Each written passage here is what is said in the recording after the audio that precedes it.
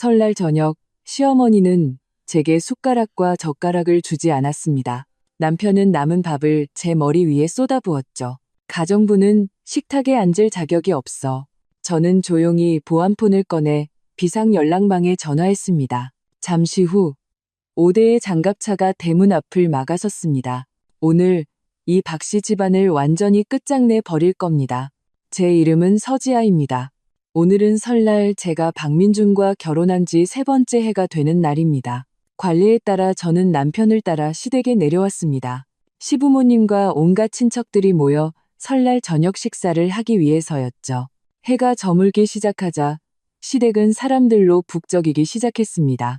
시아버지 박건국은 상석에 앉아 담배를 피우며 다른 삼촌들과 한담을 나누고 있었습니다. 시어머니 김미라는 앞치마를 두르고 부엌과 거실을 오가며 입으로는 쉴 새 없이 집안의 가정부에게 이래라 저래라 지시를 내렸죠. 제가 옆에 서서 무언가 돕고 싶어 접시 하나를 막 집어들었을 때였습니다. 김미란이 제 손에서 접시를 다 낚아채갔습니다. 김미란은 입을 삐죽이며 말했습니다.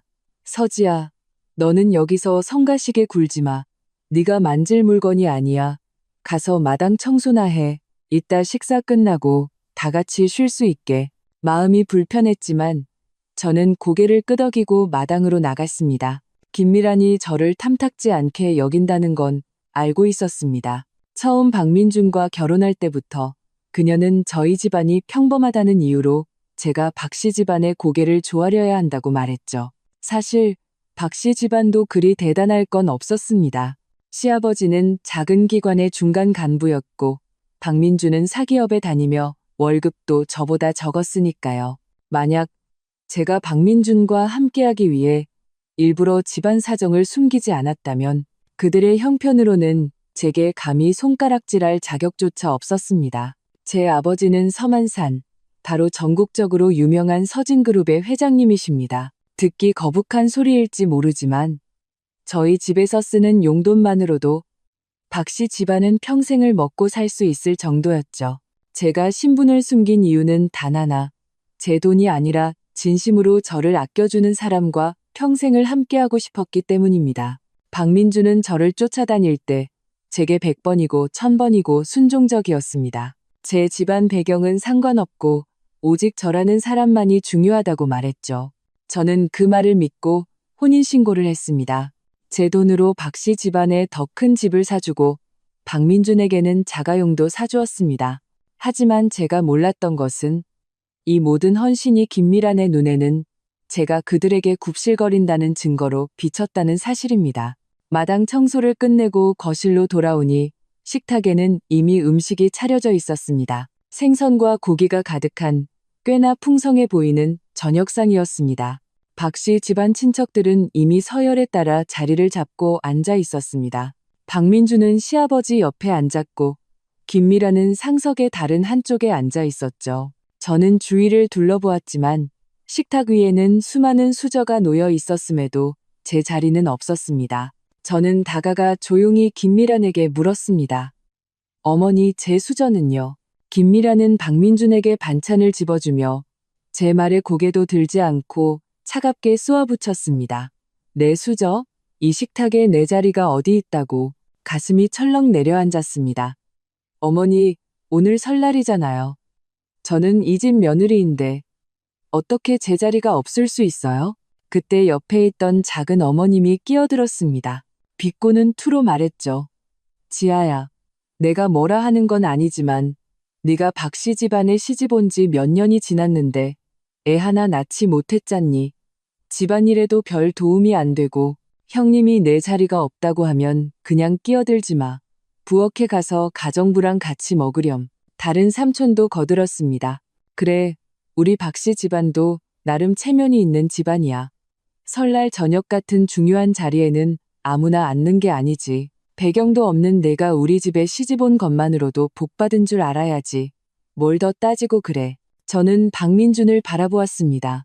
그가 나서서 제 편을 들어주길 바랐습니다. 하지만 그는 마치 아무것도 보지 못한 사람처럼 고개를 숙인 채 밥그릇만 뒤적이고 있었습니다. 눈길 한번 주지 않았죠. 저는 끓어오르는 분노를 억누르며 다시 김미란에게 물었습니다. 어머니, 제가 식탁에 앉을 자격이 없더라도 밥 먹을 곳은 있어야 할 거 아니에요. 설날에 저를 굶기실 순 없잖아요. 김미란은 그제야 고개를 들고 저를 위아래로 훑어보았습니다. 입가에는 비웃음이 걸려 있었죠. 굶는다고? 누가 너처럼 쓸모없는 며느리를 두랬나? 서지야, 똑똑히 들어. 내가 처음에 우리 집에 돈을 바리바리 싸들고 온 것만 아니었으면 난 진작에 널 쫓아냈을 거야. 내 분수를 알아야지. 감히 우리랑 같이 밥을 먹겠다고? 내가 보기에 넌 그냥 돈이나 바치는 하녀야. 가정부랑 다를 게 없다고. 하녀라는 두 글자가 바늘처럼 제 심장을 찔렀습니다. 제가 이렇게 살아오면서 감히 저를 이렇게 모욕한 사람은 없었습니다. 아버지는 저를 눈에 넣어도 아프지 않을 딸로 키우셨고 집안의 고용인들조차 제게 큰 소리 한 번 내지 못했습니다. 그런데 박씨 집안에 시집와서 시어머니에게 하녀 취급을 받게 될 줄은 꿈에도 몰랐습니다. 저는 주먹을 꽉 쥐었습니다. 손마디가 하얗게 질릴 정도였죠. 목소리도 떨리기 시작했습니다. 김미란 여사님, 너무 심하신 거 아니에요? 저는 박민준 씨의 법적 아내이지 당신의 하녀가 아닙니다. 어쭈, 감히 나한테 말대꾸를 해? 김미란이 갑자기 식탁을 내리치며 일어섰습니다. 제 코앞에 손가락질하며 소리쳤죠. 서지야, 여기서 잘난 척하지 마. 이 집에서는 내가 왕이야. 내가 하는 말이 곧 법이라고. 눈치가 있으면 당장 부엌으로 꺼져. 안 그러면 민준이 시켜서 너랑 이혼하게 만들 테니까. 그때 박민준이 드디어 고개를 들었습니다. 저는 그가 제 편을 들어줄 거라 생각했습니다. 하지만 그는 일어나 김미란의 곁으로 가더니 저를 향해 소리쳤습니다. 서지야, 엄마 좀 그만 화나게 해. 엄마 말이 맞아. 넌 그냥 하녀야. 우리랑 같이 식탁에 앉을 자격이 없다고. 제 마음은 완전히 차갑게 식어버렸습니다. 저는 제가 3년 동안 사랑하고 모든 것을 바쳤던 남자를 바라보았습니다. 그가 어떻게 저런 말을 할 수 있는지 믿을 수 없었습니다. 저는 마지막 희망을 품고 그에게 물었습니다. 박민준 씨, 다시 한번 말해봐요.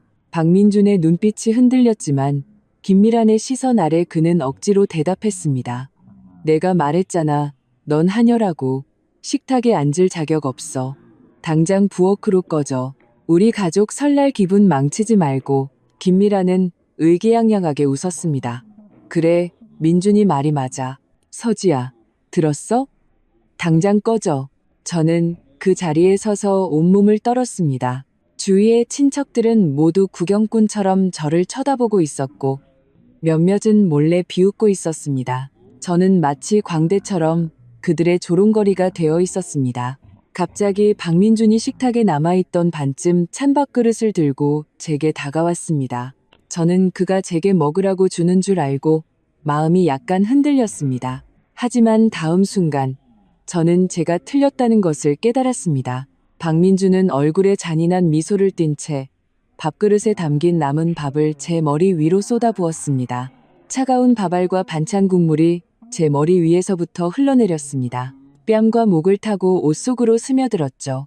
끈적끈적한 느낌이 역겨웠습니다.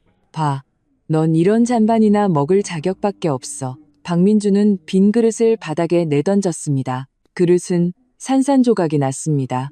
그는 저를 가리키며 모든 사람에게 소리쳤습니다. 여러분 모두 보세요. 이게 바로 제가 얻은 아내입니다. 신분도 배경도 없는 하녀라고요. 가정부보다도 못해요. 가정부는 식탁에 앉기라도 하지. 얘는 그럴 자격도 없어요. 하하하. 김미라는 허리가 꺾이도록 웃었습니다. 민준아, 정말 잘했다. 서지야, 이게 바로 내 말을 안 들은 대가야.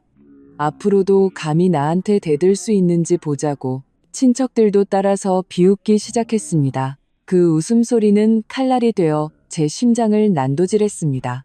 저는 고개를 숙여 바닥에 흩어진 그릇 조각과 밥알을 보았습니다. 마음속의 분노가 정수리까지 타올랐습니다. 나 서지아가 언제 이런 굴욕을 당해본 적이 있었던가. 저는 진심으로 헌신하면 그들의 인정을 받을 수 있을 거라 생각했습니다. 하지만 그들은 제 인내를 나약함으로 제 헌신을 당연한 것으로 여겼습니다. 오늘 그들은 저를 모욕했을 뿐만 아니라 제 존엄성을 짓밟았습니다. 이 빚은 반드시 갚아주겠습니다. 저는 천천히 고개를 들었습니다. 얼굴에는 아무런 표정도 없었고 눈빛은 한겨울의 호수처럼 차가웠습니다. 김미란과 박민주는 제 눈빛을 보고 웃음을 멈췄습니다. 그들은 약간 두려워하는 것 같았습니다. 작은 어머님이 무언가 말하려 했지만 제가 차갑게 쏘아보자 겁을 먹고 입을 다물었습니다. 저는 울지도 그들과 다투지도 않았습니다. 울고불고 해봐야 아무것도 해결되지 않고 그들을 더 기쁘게 할 뿐입니다. 저는 그들이 오늘의 행동에 대해 대가를 치르게 할 것입니다. 나 서지아가 만만한 상대가 아니라는 것을 똑똑히 알려줄 겁니다. 저는 몸을 돌려 천천히 마당으로 걸어 나갔습니다. 몸에 묻은 밥알과 국물이 계속해서 뚝뚝 떨어졌습니다. 지나가던 친척들은 제게 닿을까봐 무의식적으로 뒤로 물러섰습니다. 저는 그들의 시선을 무시하고 마당 구석의 한적한 곳으로 직행했습니다. 주머니에서 평범해 보이는 검은색 휴대폰을 꺼냈습니다. 이것은 제가 평소에 쓰던 휴대폰이 아니라 아버지가 주신 보안폰이었습니다. 이 세상에서 이 번호를 아는 사람은 단 5명뿐입니다. 아버지와 저를 제외하고는 집안의 핵심 경호 책임자 3명뿐이죠. 이 휴대폰은 3년 동안 한 번도 사용하지 않았습니다. 저는 평생 쓸 일이 없을 거라고 생각했습니다. 저는 깊은 숨을 들이마시고 통화 버튼을 눌렀습니다. 전화는 2번 울리고 바로 연결되었습니다. 전화기 너머로 낮고 정중한 목소리가 들려왔습니다. 아가씨, 무슨 일이십니까? 최 실장님의 목소리였습니다. 그는 저희 집에서 가장 유능한 경호 책임자로 아버지를 수십 년간 모셨고 집안의 최정예 보안 인력을 장악하고 있었습니다. 저는 얼음장처럼 차가운 목소리로 말했습니다. 최 실장님, 1급 비상 계획을 발동하세요. 장갑차 5대를 이끌고 즉시 경기도 외곽 박씨네 본가로 오세요. 아무도 놀라게 하지 말고 차를 박씨 집 대문 밖에 세워 완전히 포위하세요. 최 실장님은 제 말을 듣고 잠시 멈칫했지만 이내 엄숙하게 대답했습니다. 알겠습니다, 아가씨. 무기를 소지해야 합니까? 네, 모든 대원들에게 실탄을 장전하고 전투 준비를 갖추라고 하세요. 제가 덧붙였습니다. 그리고 제 신분증과 서진 가문의 문장도 가져오세요. 쓸 때가 있습니다. 알겠습니다. 10분 내로 도착하겠습니다. 최 실장님은 말을 마치고 전화를 끊었습니다. 저는 휴대폰을 집어넣고 박씨 집 거실 방향을 바라보았습니다. 거실에서는 다시 웃음소리가 흘러나왔습니다. 김미란과 박민준. 그들은 방금 저를 모욕한 것을 두고 여전히 즐거워하고 있었습니다. 저는 입가에 냉소를 띄었습니다. 박씨 집안 사람들, 당신들의 좋은 날은 이제 끝났어. 저는 마당에 서서 차가운 바람을 맞았습니다. 몸에 묻은 밥알은 이미 차갑게 식어 몸에 달라붙어 불쾌했습니다. 하지만 저는 전혀 신경 쓰지 않았습니다. 지금 제 머릿속에는 오직 박씨 집안 사람들이 어떻게 가장 끔찍한 대가를 치르게 할 것인가 하는 생각뿐이었습니다. 약 7, 8분 정도 지났을 때 멀리서 묵직한 굉음이 들려왔습니다. 소리는 점점 가까워지고 커졌습니다. 땅이 미세하게 흔들릴 정도였습니다. 거실의 웃음소리가 뚝 그쳤습니다. 박씨 집안 사람들과 친척들은 모두 궁금한 표정으로 문 밖을 내다보았습니다. 이게 무슨 소리지? 왜 이렇게 시끄러워? 자동차 소리 같은데 한두 대가 아닌 것 같아. 이렇게 늦은 시간에 누가 우리 집에 온 거지? 박씨 집안 사람들은 수군거리며 의아한 표정을 지었습니다. 김미라는 미간을 찌푸리며 박민준에게 말했습니다. 민준아, 내가 나가서 무슨 일인지 좀 봐라. 박민준도 약간 겁을 먹었지만 억지로 고개를 끄덕이고 문 밖으로 나갔습니다. 그가 문 앞에 도착하자마자 공포에 질린 비명을 질렀습니다. 엄마, 다들 빨리 나와보세요. 밖에 장갑차가 가득해요. 장갑차라고? 무슨 헛소리야. 김미라는 믿지 않고 따라 나갔습니다. 문 밖의 광경을 본 순간 그녀는 완전히 굳어버렸습니다. 입은 달걀이 들어갈 만큼 크게 벌어졌죠. 저도 천천히 문 앞으로 걸어나가 현관 아래에 섰습니다. 5대에 번쩍이는 검은색 장갑차가 일렬로 박씨 집 대문 밖에 서 있었습니다. 대문을 완전히 막아버렸죠. 장갑차의 문이 열리고 검은색 제복을 입고 검은 헬멧을 쓴 채 기관총을 든 경호원들이 차에서 뛰어내렸습니다. 그들은 신속하게 대열을 갖추고 박씨 집 대문을 향해 총구를 겨눴습니다. 그들의 동작은 일사불란했고 눈빛은 날카로웠으며 온몸에서 강력한 압박감이 뿜어져 나왔습니다. 주변 이웃들도 소란을 듣고 구경하러 나왔습니다. 그들은 이 광경을 보고 모두 겁에 질려 아무 말도 못하고 멀리서 수군거릴 뿐이었습니다. 박씨 집안 친척들도 모두 따라 나왔습니다. 밖의 광경을 보고 하나같이 얼굴이 새하얗게 질려 온몸을 떨었습니다. 방금 전까지 기세등등하던 작은어머님과 삼촌은 이제 사람들 뒤에 숨어 고개도 들지 못했습니다. 최 실장님이 첫 번째 장갑차에서 내렸습니다. 그는 검은색 정장 차림으로 제 앞으로 빠르게 걸어와 정중하게 허리를 숙였습니다. 아가씨, 도착했습니다. 다음 지시를 내려주십시오. 아가씨? 박민준과 김미란이 동시에 소리쳤습니다. 그들은 완전히 멍해져서 최 실장님이 왜 저를 아가씨라고 부르는지 이해하지 못했습니다. 김미란은 정신을 차리고 저를 가리키며 최 실장님에게 소리쳤습니다. 당신 사람 잘못 본 거 아니에요? 얘는 내 며느리 서지아예요. 그냥 평범한 집안의 딸이라고요. 어떻게 당신의 아가씨가 될 수 있어요? 당신들 장소 잘못 찾아온 거 아니에요? 최 실장님은 김미란을 차갑게 쳐다보았습니다.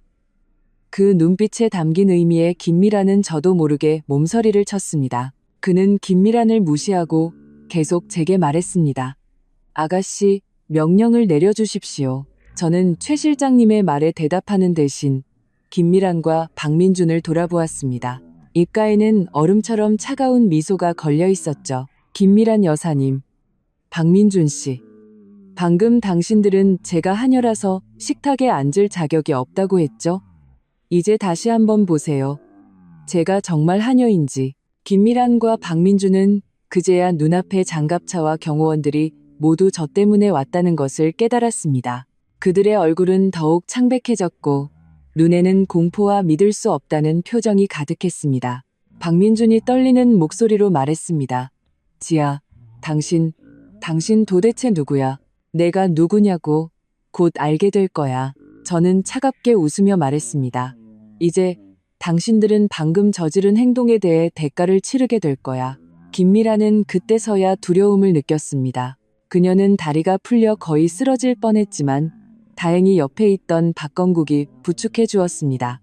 그녀는 박건국의 팔을 잡고 울며 말했습니다.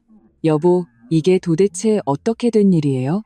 서지아, 제 도대체 정체가 뭐예요?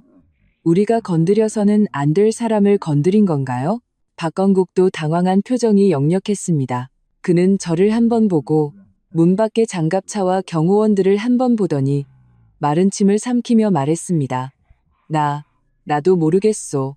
주변의 친척들도 모두 당황했습니다. 그들은 웅성거리기 시작했습니다. 어떤 이는 제가 분명 대단한 인물의 딸일 거라고 했고, 어떤 이는 박씨 집안이 이번에 완전히 끝장났다고 말했습니다. 저는 눈앞에 이 혼란스러운 광경을 보며 마음속에 어떠한 동정심도 느끼지 않았습니다.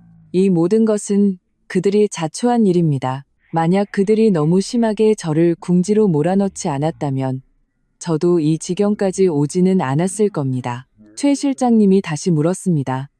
아가씨, 다음 지시를 내려주십시오. 저는 눈빛이 차가워지며 말했습니다. 박씨 집안 사람들을 모두 통제하세요. 이 마당을 떠나지 못하게 하세요. 그리고 박민혁을 불러오세요. 그도 자기 가족이 저를 어떻게 모욕했는지 직접 보게 해야 해요. 그도 박씨 집안의 행동에 대해 대가를 치르게 될 겁니다. 박민혁은 박민준의 형으로 밖에서 회사를 운영하고 있었습니다. 평소 박씨 집안에서 가장 거만하게 굴며 항상 김미란과 함께 저를 괴롭혔습니다. 오늘은 회사 접대가 있다며 설날 저녁 식사에 오지 않았습니다. 하지만 괜찮습니다. 그를 불러올 방법은 얼마든지 있으니까요. 알겠습니다, 아가씨. 최 실장님은 고개를 끄덕이고 뒤에 있는 경호원들에게 지시를 내렸습니다. 모두 들어라. 마당에 있는 사람들을 모두 통제하고 아무도 떠나지 못하게 하라.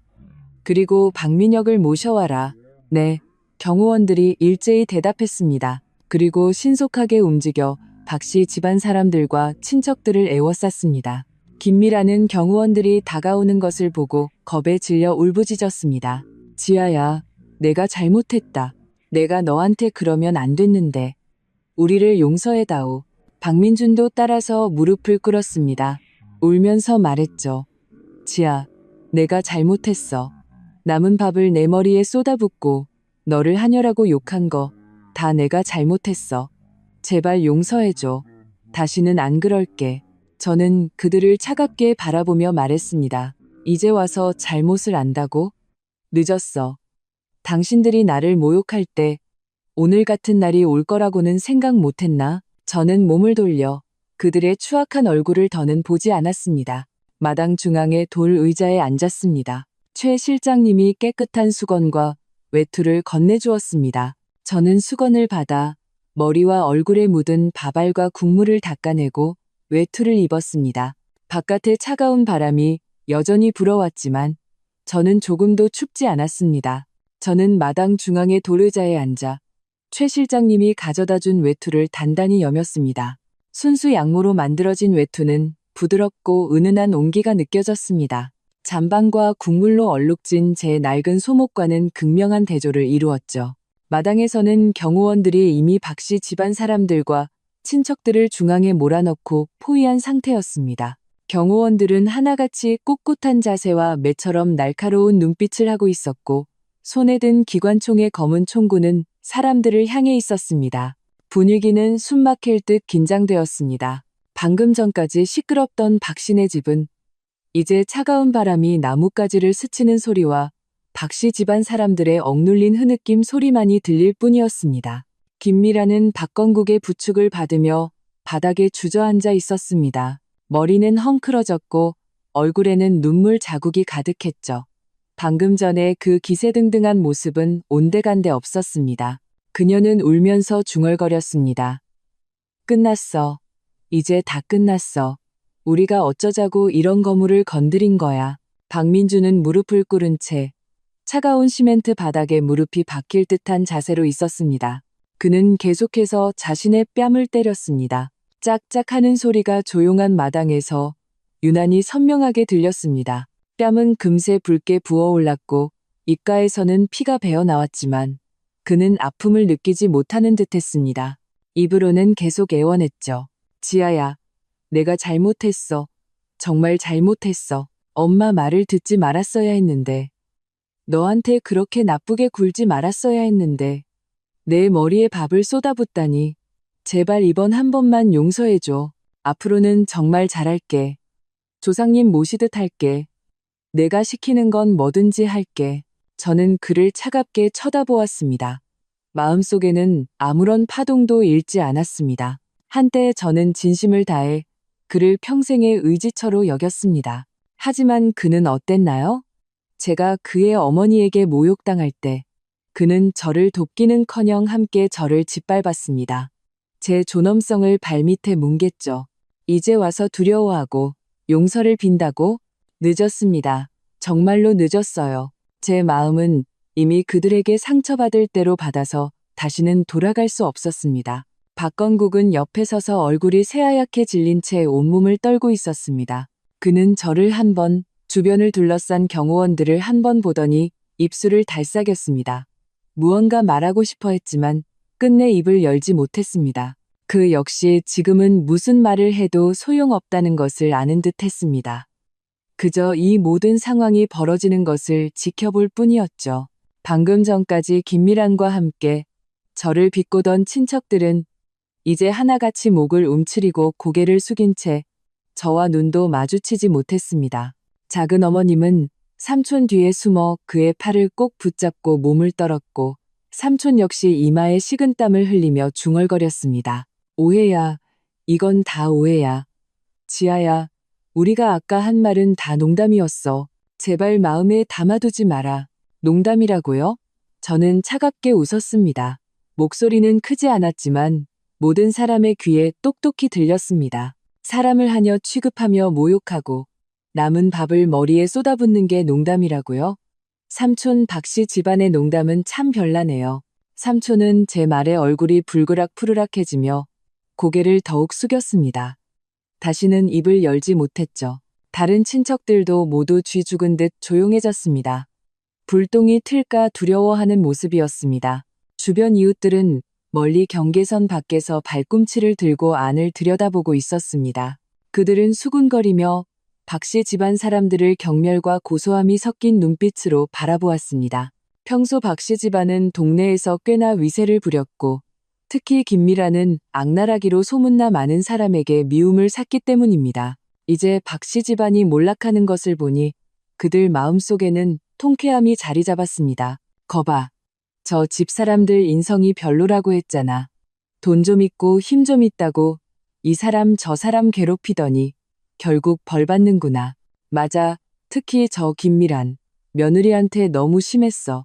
설날에 밥도 안 주고 아들 시켜서 머리에 밥이나 쏟아붓게 하다니 누가 참겠어. 서지아 씨가 저렇게 대단한 배경이 있을 줄은 몰랐네. 장갑차 오대라니. 박씨 집안 이번에 진짜 끝장나겠는데.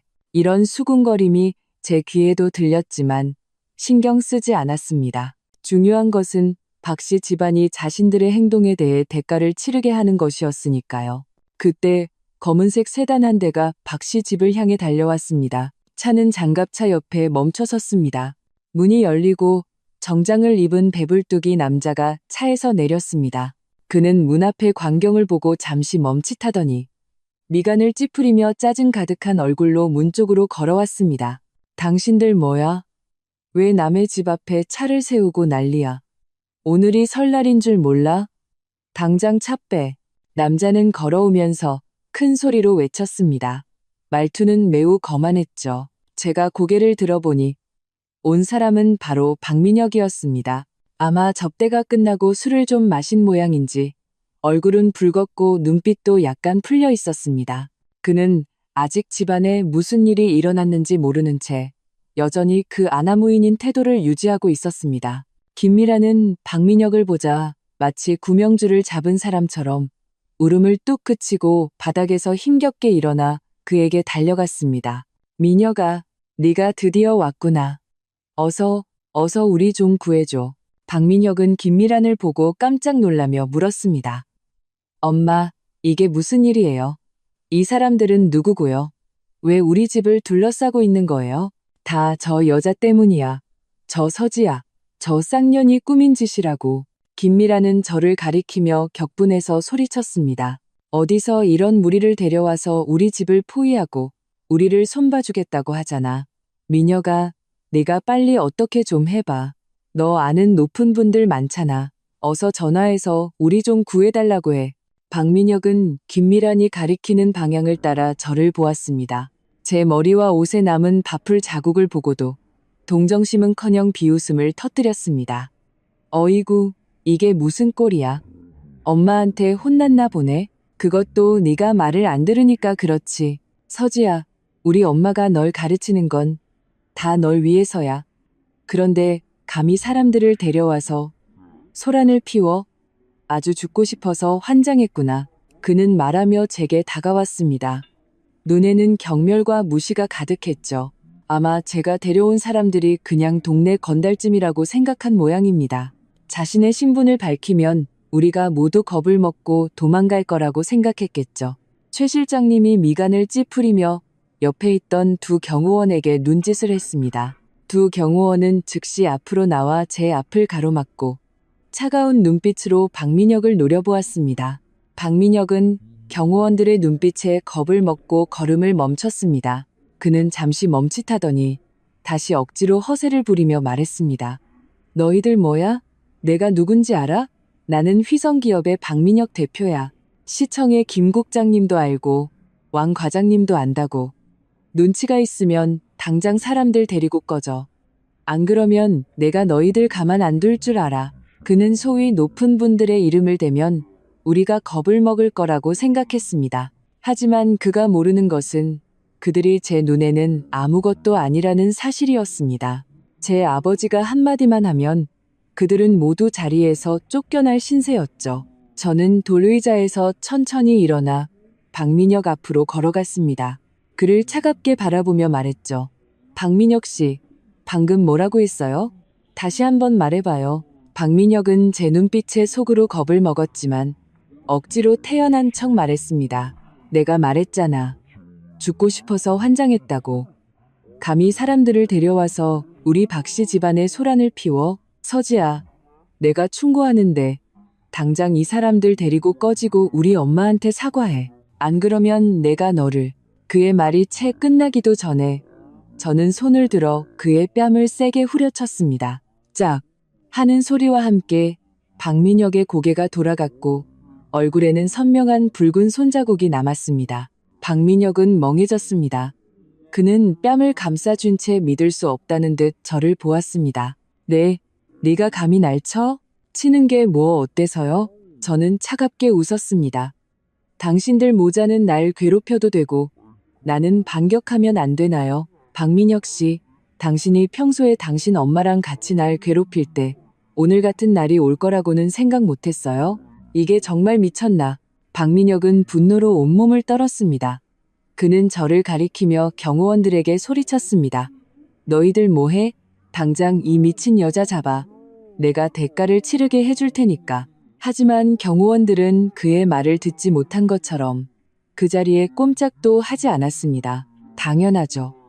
그들은 아버지가 저를 보호하기 위해 보낸 사람들인데 어떻게 박민혁의 말을 듣겠습니까? 김미라는 박민혁이 맞는 것을 보고 이성을 잃고 제게 달려들었습니다. 서지아, 네가 감히 내 아들을 때려? 내가 너랑 끝장을 보겠어. 최 실장님이 재빨리 김미란의 팔을 잡아챘습니다. 가볍게 뿌리치자 김미란은 몇 미터나 날아가 바닥에 세게 부딪혔습니다. 아이고. 김미란은 아픔의 비명을 질렀고 다시는 일어나지 못했습니다. 박건국은 김미란이 쓰러지는 것을 보고 부축하려 했지만 경호원에게 가로막혔습니다. 경호원이 차갑게 말했습니다. 가만히 계십시오. 움직이지 마세요.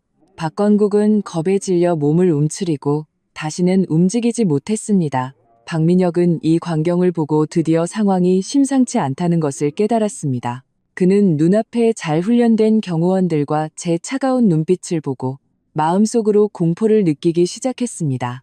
그는 마른 침을 삼키며 조심스럽게 물었습니다. 서지아, 당신 도대체 정체가 뭐야? 이 사람들은 다 누구고 내가 누구냐고요? 저는 입가에 비웃음을 띄웠습니다. 방금 당신 어머니는 제가 쌍년이라고 하지 않았나요? 돈이나 바치는 하녀라고도 했고요. 이제 와서 무서워요? 그때 최 실장님이 제 곁으로 와서 낮은 목소리로 말했습니다. 아가씨, 신분증과 가문의 문장을 가져왔습니다. 그는 서류 가방에서 붉은색 상자를 꺼내 제게 건넸습니다. 저는 상자를 받아 열었습니다. 안에는 금박으로 장식된 신분증과 금빛 찬란한 가문의 문장이 들어있었습니다. 문장에는 서술자가 새겨져 있고 주위는 용무늬로 둘러싸여 있어 매우 고귀해 보였습니다. 저는 신분증과 문장을 들고 박민혁 앞으로 가서 상자를 그의 눈앞에 내밀었습니다. 직접 보세요. 내가 도대체 누구인지. 박민혁은 의아한 표정으로 고개를 숙였습니다. 신분증의 내용을 본 순간 그의 눈이 순식간에 커졌습니다.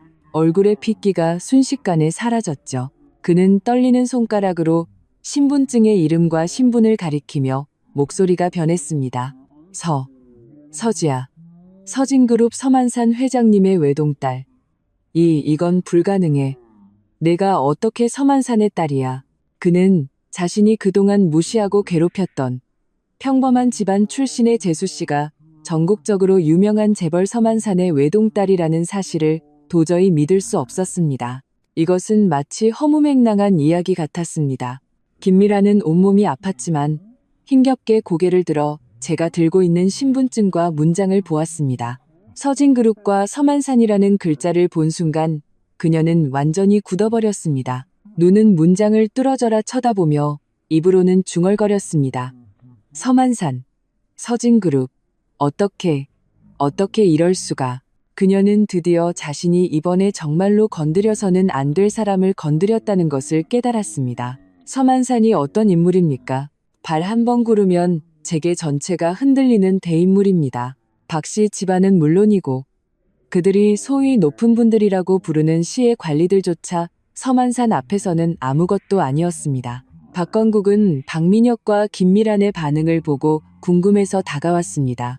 신분증의 내용을 본 순간 그는 겁에 질려 다리가 풀려 그대로 바닥에 주저앉았습니다. 입으로는 계속 중얼거렸죠. 끝났어. 끝났어.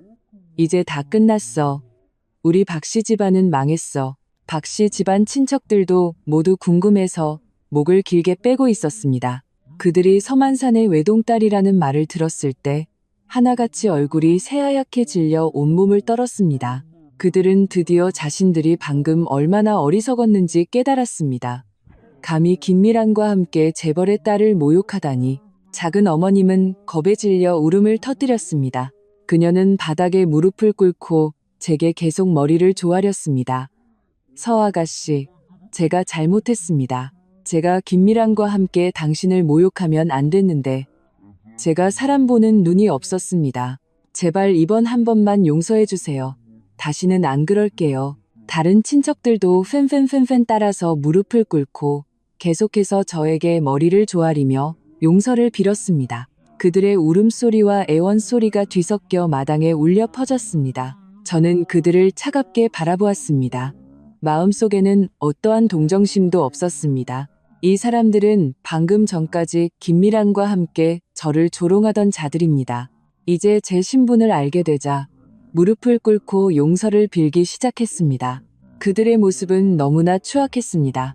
이제 와서 용서를 빈다고요? 저는 차갑게 말했습니다. 방금 당신들이 나를 비웃을 때 오늘 같은 날이 올 거라고는 생각 못했나요? 제가 말하죠. 늦었습니다. 당신들 박씨 집안, 그리고 당신들 같은 방관자들 아무도 빠져나갈 수 없을 겁니다. 박민혁은 바닥에 주저앉아 텅 빈 눈으로 중얼거렸습니다. 서진그룹, 재벌, 우리가 어떻게 이런 사람을 건드렸을까? 그는 자신의 회사, 자신의 모든 것이 끝났다는 것을 알았습니다. 그가 아는 김 국장, 왕 과장 정도로는 어림도 없었습니다. 더 높은 직위의 사람이라도 감히 서만산에게 밉보일 짓은 하지 않을 테니까요. 김미라는 바닥에 누워 멍한 눈으로 침을 흘렸습니다. 마치 바보가 된 것 같았죠. 그녀는 자신이 온갖 심술을 부리며 괴롭혔던 며느리가 재벌의 딸이라는 사실을 도저히 받아들일 수 없었습니다.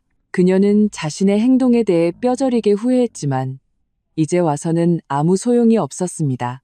저는 무릎을 꿇고 벌벌 떨고 있는 박씨 집안 사람들과 친척들을 한번 훑어보고 최 실장님에게 말했습니다.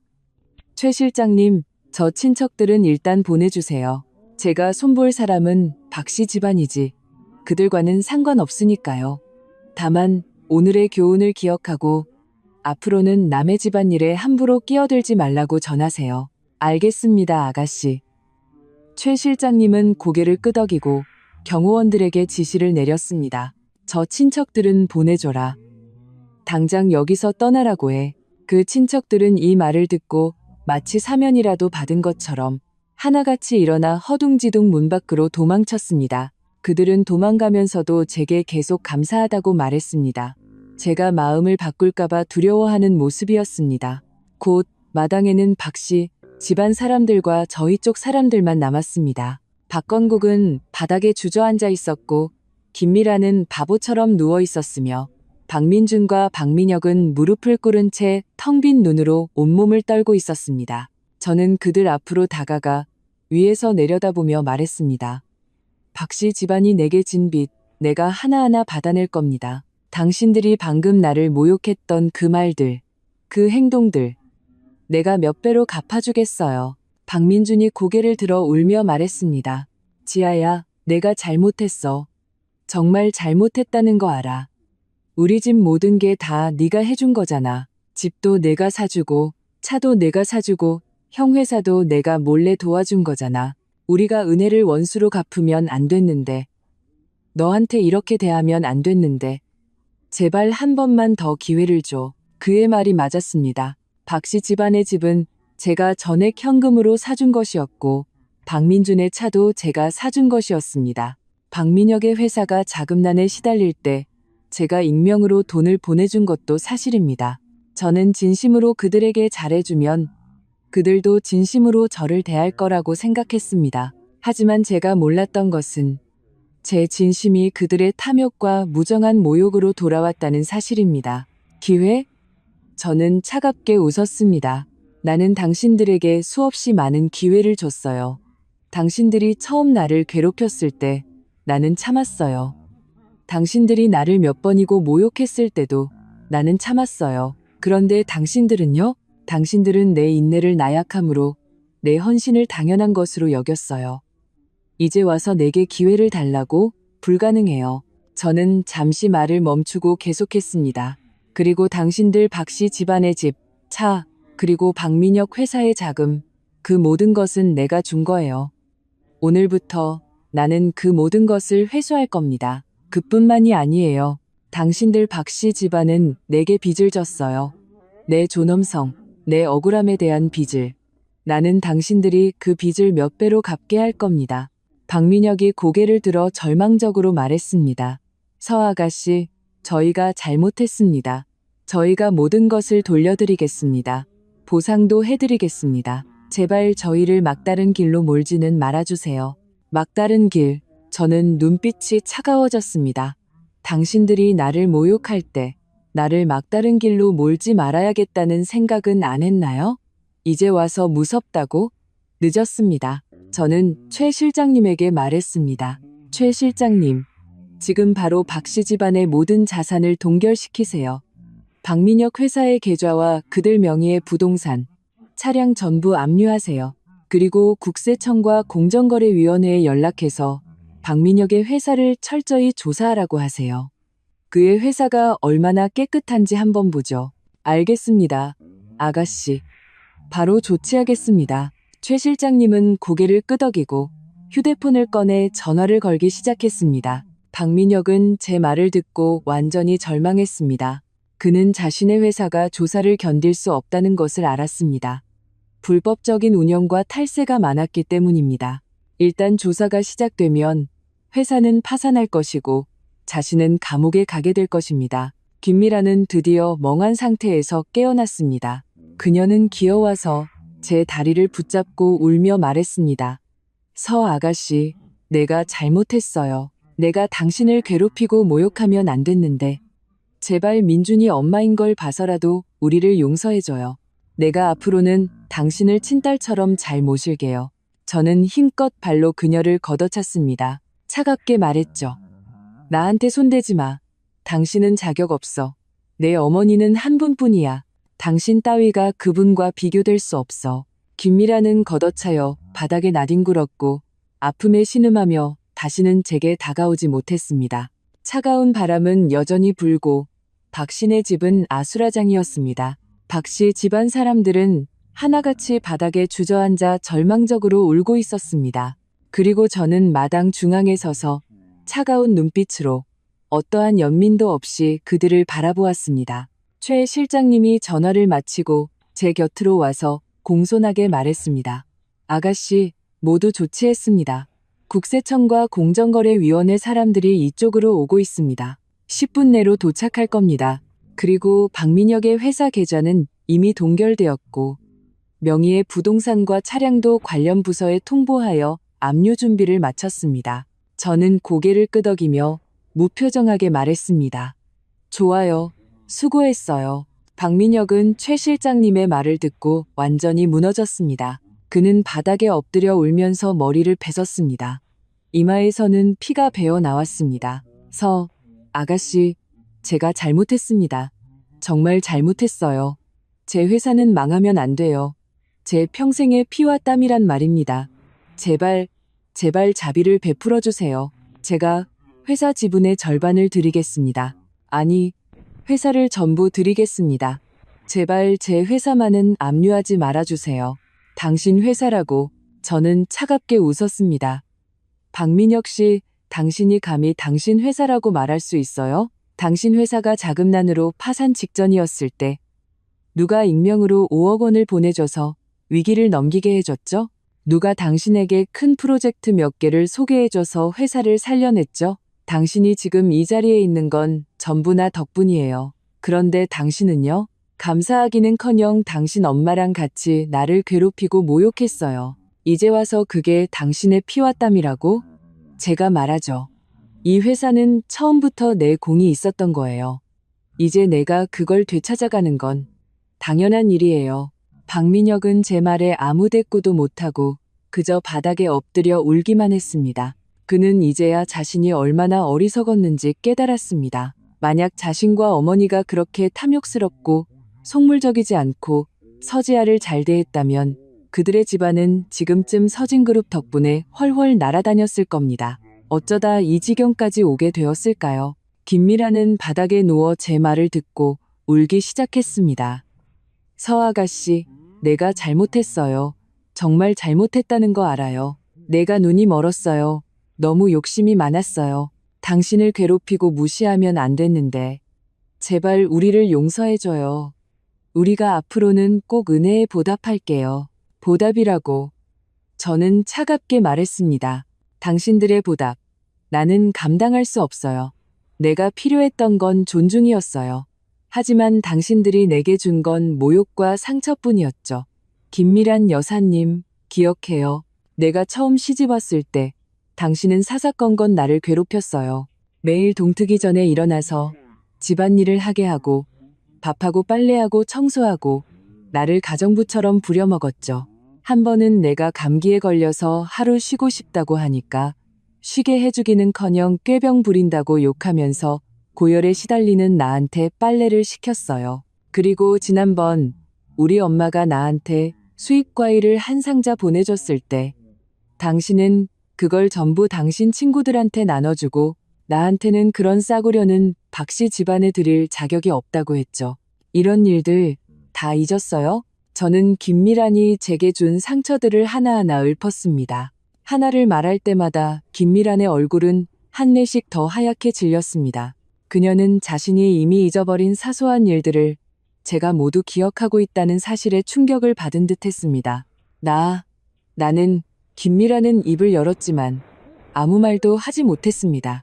그녀는 자신이 서지아에게 준 상처가 너무나 많다는 것을 알았습니다.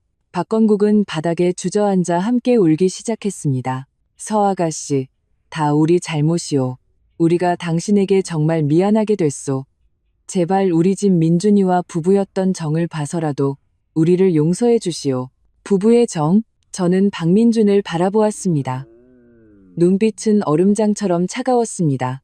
박민준 씨, 당신이 감히 나한테 부부의 정을 운운해요?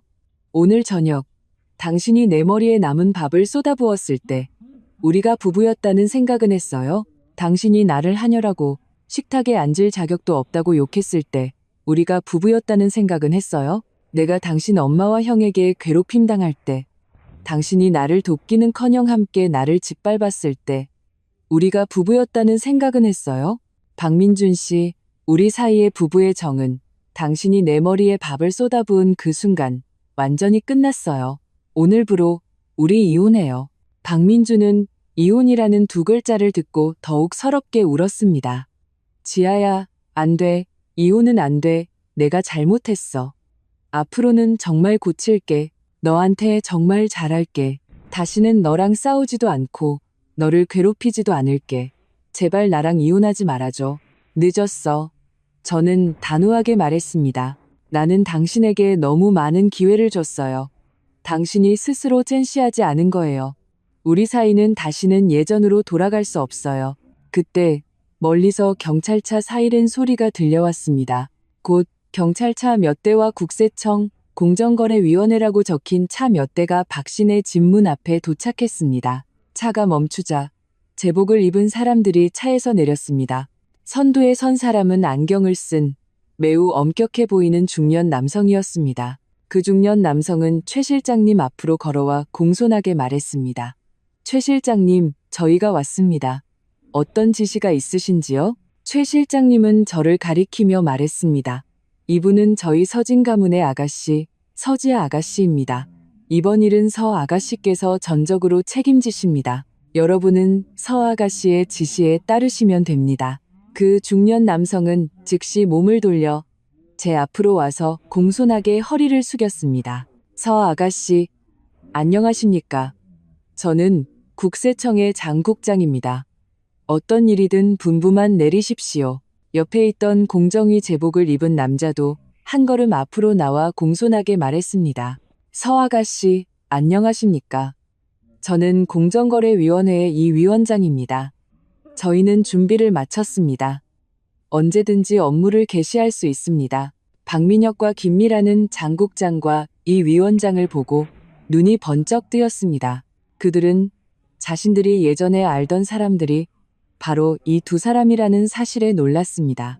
박민혁은 즉시 일어나 그들에게 다가가려 했지만 옆에 있던 경호원에게 가로막혔습니다. 박민혁은 다급하게 소리쳤습니다. 장 국장님, 이 위원장님, 저예요. 박민혁입니다. 우리 예전에 만난 적 있잖아요. 저 기억 안 나세요? 장 국장과 이 위원장은 박민혁을 차갑게 쳐다보고는 무시했습니다. 그들은 똑똑히 알고 있었습니다. 서만산의 외동딸이 여기 있는데 박민혁이 서 아가씨에게 밉보였다는 것은 곧 서만산에게 밉보였다는 뜻입니다. 이때 감히 박민혁 편을 드는 것은 서만산에게 대항하는 것이고 그 후과는 상상할 수 없을 만큼 끔찍할 것입니다. 저는 장 국장과 이 위원장에게 말했습니다. 장 국장님, 이 위원장님, 수고가 많으십니다. 이 사람은 박민혁, 휘성기업의 대표입니다. 그의 회사는 탈세, 불법 경영, 그리고 불량 제품 생산 및 판매로 소비자를 기만한 혐의가 있습니다. 철저히 조사해 주십시오.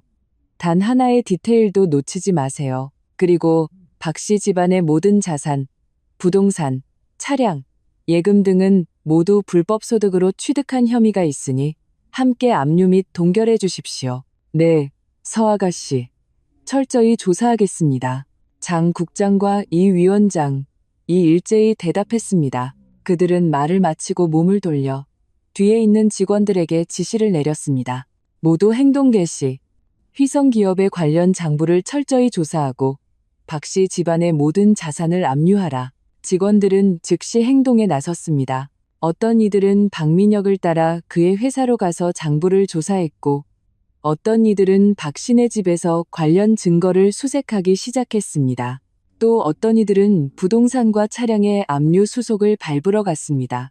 박민혁은 직원들이 움직이기 시작하는 것을 보고 완전히 절망했습니다. 그는 자신의 회사와 박 씨 집안의 모든 것을 지킬 수 없다는 것을 알았습니다.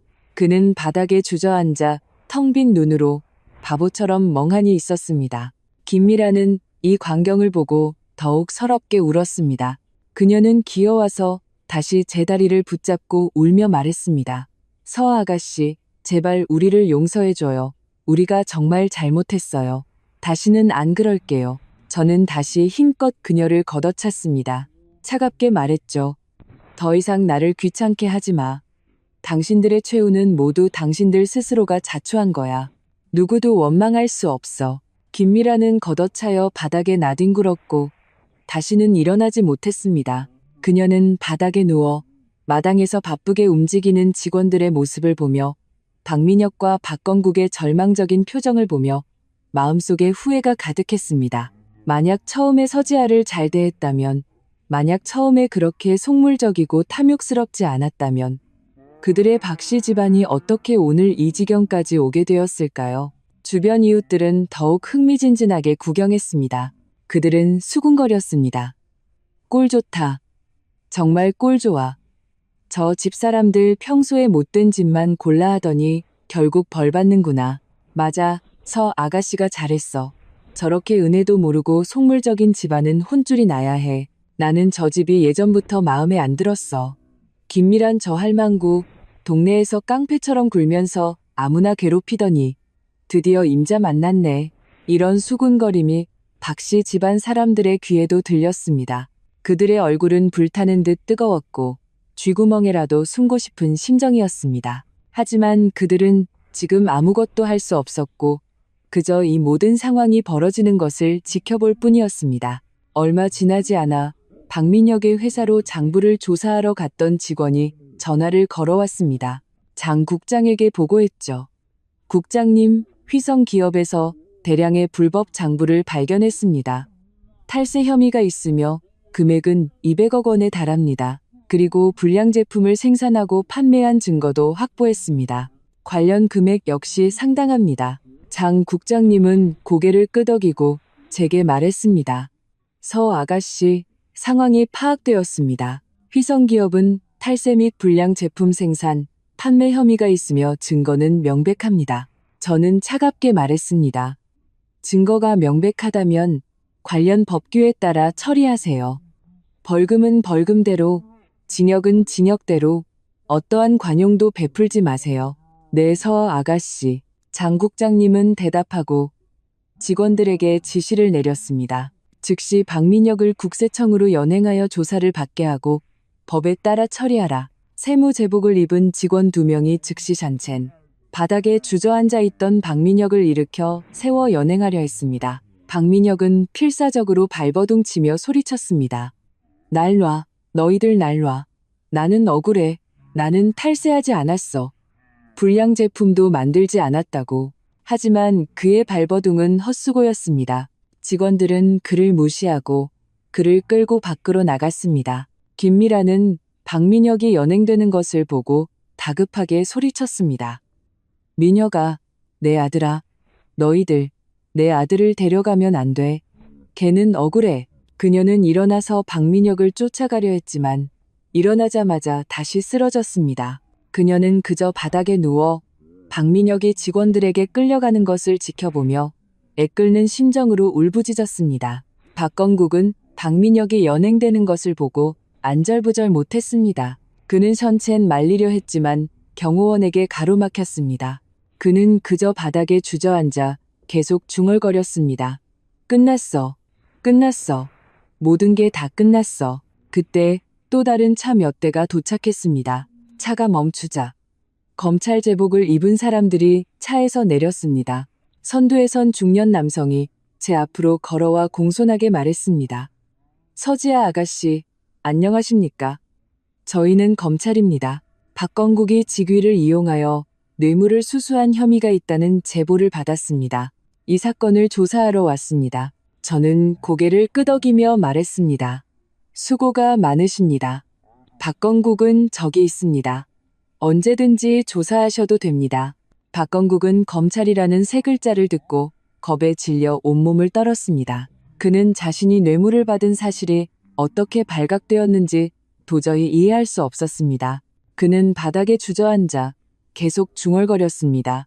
나는 뇌물 받지 않았어. 나는 안 받았다고. 검찰 직원들은 그의 변명을 무시하고 한 걸음 션첸 수갑을 꺼내 철컥 소리와 함께 박건국의 손목에 채웠습니다. 박건국 씨, 우리는 당신이 뇌물을 받은 증거를 확보했습니다. 우리와 함께 가서 조사를 받으셔야겠습니다. 검찰 직원이 차갑게 말했습니다. 말을 마치고 그들은 박건국을 일으켜 세워 연행했습니다. 김미라는 박건국마저 연행되는 것을 보고 완전히 무너졌습니다. 그녀는 바닥에 누워 울부짖었습니다. 하늘이시여, 이게 도대체 어떻게 된 일입니까? 왜 우리 박씨 집안에 이런 일이? 저는 그녀를 차갑게 바라보며 말했습니다. 이 모든 것은 당신들이 스스로 저지른 죄악의 결과입니다. 박건국은 뇌물을 받았고 박민혁은 탈세하고 불량 제품을 팔았죠. 당신들 가족은 아무도 깨끗하지 않아요. 지금 당신들이 이 지경에 이른 것은 모두 죗값을 치르는 것뿐입니다. 김미라는 제 말에 아무 대꾸도 못하고 그저 바닥에 누워 울기만 했습니다. 그녀는 이제야 자신이 이전에 저지른 행동들이 얼마나 어리석고 가소로웠는지 깨달았습니다. 그녀는 자신이 좋은 남편과 결혼하고 출세한 2 아들을 낳았으니 동네에서 마음대로 활개칠 수 있을 거라고 생각했습니다. 하지만 그녀가 몰랐던 것은 자신의 남편과 아들이 모두 법을 어겼다는 사실이었습니다. 그리고 이 모든 것의 근원은 바로 그녀가 서지아를 괴롭혔기 때문이었습니다. 얼마 지나지 않아 직원들은 박씨네 집에 대한 수색을 마쳤습니다. 대량의 현금과 귀중품, 그리고 박건국이 뇌물을 받은 증거 일부를 찾아냈습니다. 이 위원장님이 제 앞으로 와서 공손하게 말했습니다. 서 아가씨, 박씨네 집의 현금과 귀중품은 저희가 압류하여 등기를 마쳤습니다. 관련 증거도 모두 수집했습니다. 저는 고개를 끄덕이며 말했습니다. 좋습니다. 그 물건들은 모두 불법 소득이니 관련 법규에 따라 처리하세요. 네, 서 아가씨. 이 위원장님이 대답했습니다. 그때 최 실장님이 제 곁으로 와서 낮은 목소리로 말했습니다. 아가씨, 박 씨 집안의 모든 자산은 이미 압류 및 동결을 마쳤습니다. 박민혁과 박건국도 관련 부서에 연행되어 조사를 받고 있습니다. 다음은 어떻게 할까요? 저는 바닥에 누워 애 끓는 심정으로 울고 있는 김미란을 한번 보고 무릎을 꿇고 벌벌 떨고 있는 박민준을 한번 보았습니다. 차갑게 말했죠. 김미란과 박민준도 연행하세요. 경찰서에 가서 진술서를 작성하게 하세요. 그리고 변호사에게 연락해서 박민준과의 이혼 수속을 준비하라고 하세요. 또 제가 이전에 박 씨 집안에 주었던 모든 재산을 회수하세요. 알겠습니다. 아가씨, 바로 조치하겠습니다. 최 실장님은 고개를 끄덕이고 전화를 걸기 시작했습니다. 박민준은 제 말을 듣고 겁에 질려 온몸을 떨었습니다. 그는 자신이 서지아와 이혼해야 할 뿐만 아니라 모든 것을 잃게 될 것이라는 것을 알았습니다. 그는 기어와서 제 다리를 붙잡고 울며 말했습니다. 지아야, 안 돼. 이혼은 안 돼. 모든 걸 잃고 싶지 않아. 제발 나를 용서해줘. 앞으로는 정말 착하게 살게. 다시는 너한테 대들지 않을게. 저는 힘껏 그를 걷어찼습니다. 차갑게 말했죠. 더 이상 나를 붙잡지 마. 당신이 지금 무슨 말을 해도 늦었어. 당신과 당신 가족이 저지른 행동은 이미 내 마음을 완전히 산산조각 냈어. 나는 다시는 당신을 용서할 수 없어. 곧 경찰 몇 명이 도착해서 김미란과 박민준을 연행했습니다. 박 씨 집안 사람들이 하나둘씩 연행되는 것을 보며 마당은 마침내 조용해졌습니다. 직원들도 모두 자신의 업무를 마치고 제게 보고한 후 떠났습니다. 최 실장님이 제 곁으로 와서 말했습니다. 아가씨, 모두 처리되었습니다. 이제 돌아가실까요? 저는 고개를 저으며 말했습니다. 조금만 더 기다리죠. 변호사가 오면 이혼과 재산 회수 문제에 대해 이야기해야 해요. 최 실장님은 고개를 끄덕이며 말했습니다. 알겠습니다. 그럼 대원들을 여기 남겨 아가씨의 안전을 지키도록 하겠습니다. 저는 고개를 끄덕이고 아무 말도 하지 않았습니다. 저는 마당 중앙의 돌의자에 앉아 눈앞에 이 아수라장을 보았습니다. 마음속에는 어떠한 기쁨도 없었고 오직 후련함만이 있었습니다. 저는 마침내 저 자신을 위해 정의를 되찾았고 저를 괴롭혔던 사람들에게 대가를 치르게 했습니다. 얼마 지나지 않아 제 변호사가 도착했습니다. 그는 제 앞으로 와서 공손하게 말했습니다. 서 아가씨, 저를 찾으셨다고요. 저는 고개를 끄덕이며 말했습니다. 왕 변호사님, 제가 당신을 부른 이유는 한 가지 일을 처리해달라고 부탁하기 위해서입니다. 저는 박민준과 이혼할 겁니다. 그리고 제가 이전에 박 씨 집안에 주었던 모든 재산을 회수하고 싶습니다. 박 씨 집안의 집, 박민준의 차, 그리고 제가 박민혁의 회사에 익명으로 지원했던 5억 원까지 모두요. 왕 변호사님은 고개를 끄덕이며 말했습니다. 알겠습니다. 서 아가씨. 이 일은 제게 맡겨주십시오. 최대한 빨리 관련 증거를 수집하여 이혼 수속을 밟고 아가씨의 재산을 회수해드리겠습니다. 제가 말했습니다. 좋아요. 이 일은 수고스럽겠지만 최대한 빨리 처리해 주셨으면 합니다. 저는 더 이상 박 씨 집안과 어떤 관계도 맺고 싶지 않습니다. 문제없습니다, 서 아가씨. 최대한 빨리 처리하겠습니다. 왕 변호사님이 대답했습니다. 이를 저다한 후 왕 변호사님은 떠났습니다. 최 실장님이 다시 말했습니다. 아가씨, 이제 모든 일이 쩌다되었습니다. 돌아가시죠. 여기는 너무 어수선하고 날도 저물었습니다. 저는 고개를 들어 하늘을 보았습니다. 하늘에서는 눈이 내리고 있었습니다. 눈송이가 제 얼굴에 떨어져 차가운 느낌을 주었습니다. 저는 고개를 끄덕이며 말했습니다. 좋아요, 돌아가죠. 말을 마치고 저는 문 밖으로 걸어 나갔습니다. 최 실장님과 몇몇 경호원들이 제 뒤를 따랐습니다. 경계선을 지날 때 주변 이웃들은 모두 저를 향해 경외의 눈빛을 보냈습니다. 어떤 이웃은 큰 소리로 말했습니다. 서 아가씨, 잘하셨어요. 박 씨, 집안 같은 악인들은 벌을 받아야 마땅해요. 저는 아무 말도 하지 않고 그저 그들을 향해 고개를 끄덕인 후 계속해서 앞으로 걸어갔습니다. 장갑차에 올라탄 후 저는 의자에 기대어 눈을 감았습니다. 오늘 하루 동안 너무 많은 일이 있었습니다. 저는 몸과 마음이 모두 지쳤습니다. 하지만 후회하지 않습니다. 저는 저 자신을 위해 정의를 되찾았고 저를 괴롭혔던 사람들에게 대가를 치르게 했습니다. 저는 이것이 제 복수의 첫걸음일 뿐이라는 것을 압니다. 앞으로 처리해야 할 일들이 더 많이 남아 있습니다. 하지만 저는 두렵지 않습니다. 아버지가 제게 주신 힘과 최 실장님과 대원들의 보호가 있으니 저는 아무것도 두렵지 않습니다. 장갑차는 천천히 박신의 집을 떠났습니다. 저는 눈을 뜨고 차창을 통해 모욕과 고통으로 가득 찼던 그 마당을 마지막으로 한번 보았습니다. 오늘부터 저는 다시는 이곳에 돌아오지 않을 겁니다. 다시는 박씨 집안과 어떤 관계도 맺지 않을 겁니다. 저는 새로운 삶을 시작할 겁니다. 오직 나, 서지아 자신만의 삶을. 장갑차는 설날 밤의 어둠 속을 부드럽게 달렸습니다. 창밖의 눈은 점점 더 거세게 내렸고 길가의 나무와 집들을 하얗게 물들였습니다.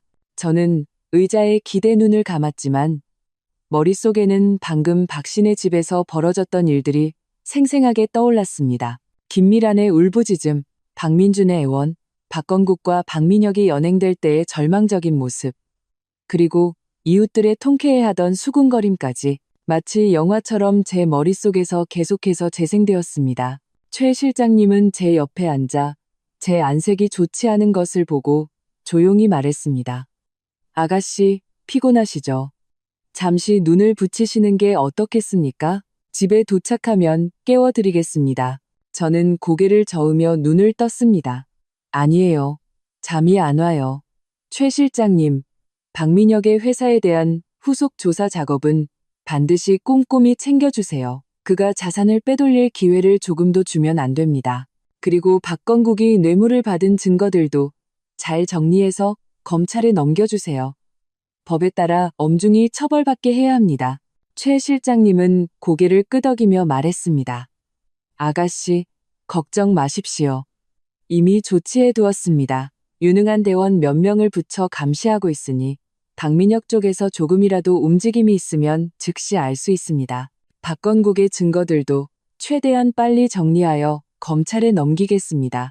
저는 고개를 끄덕이고 더는 말하지 않았습니다. 최 실장님의 일처리는 항상 믿음직했으니까요. 그가 지켜보고 있다면 저는 안심할 수 있었습니다. 약 30분 정도 지나 장갑차는 저희 집 대저택 문 앞에 도착했습니다. 수만 평에 달하는 이 저택 안에는 정원, 수영장, 헬스장, 그리고 전용 고용인과 경호원 숙소까지 갖추어져 있었습니다. 아버지 서만산 회장님은 이곳에 살고 계십니다. 제가 박민준과 결혼한 후 박씨 집안의 제 신분을 들키지 않기 위해 거의 돌아오지 않았습니다.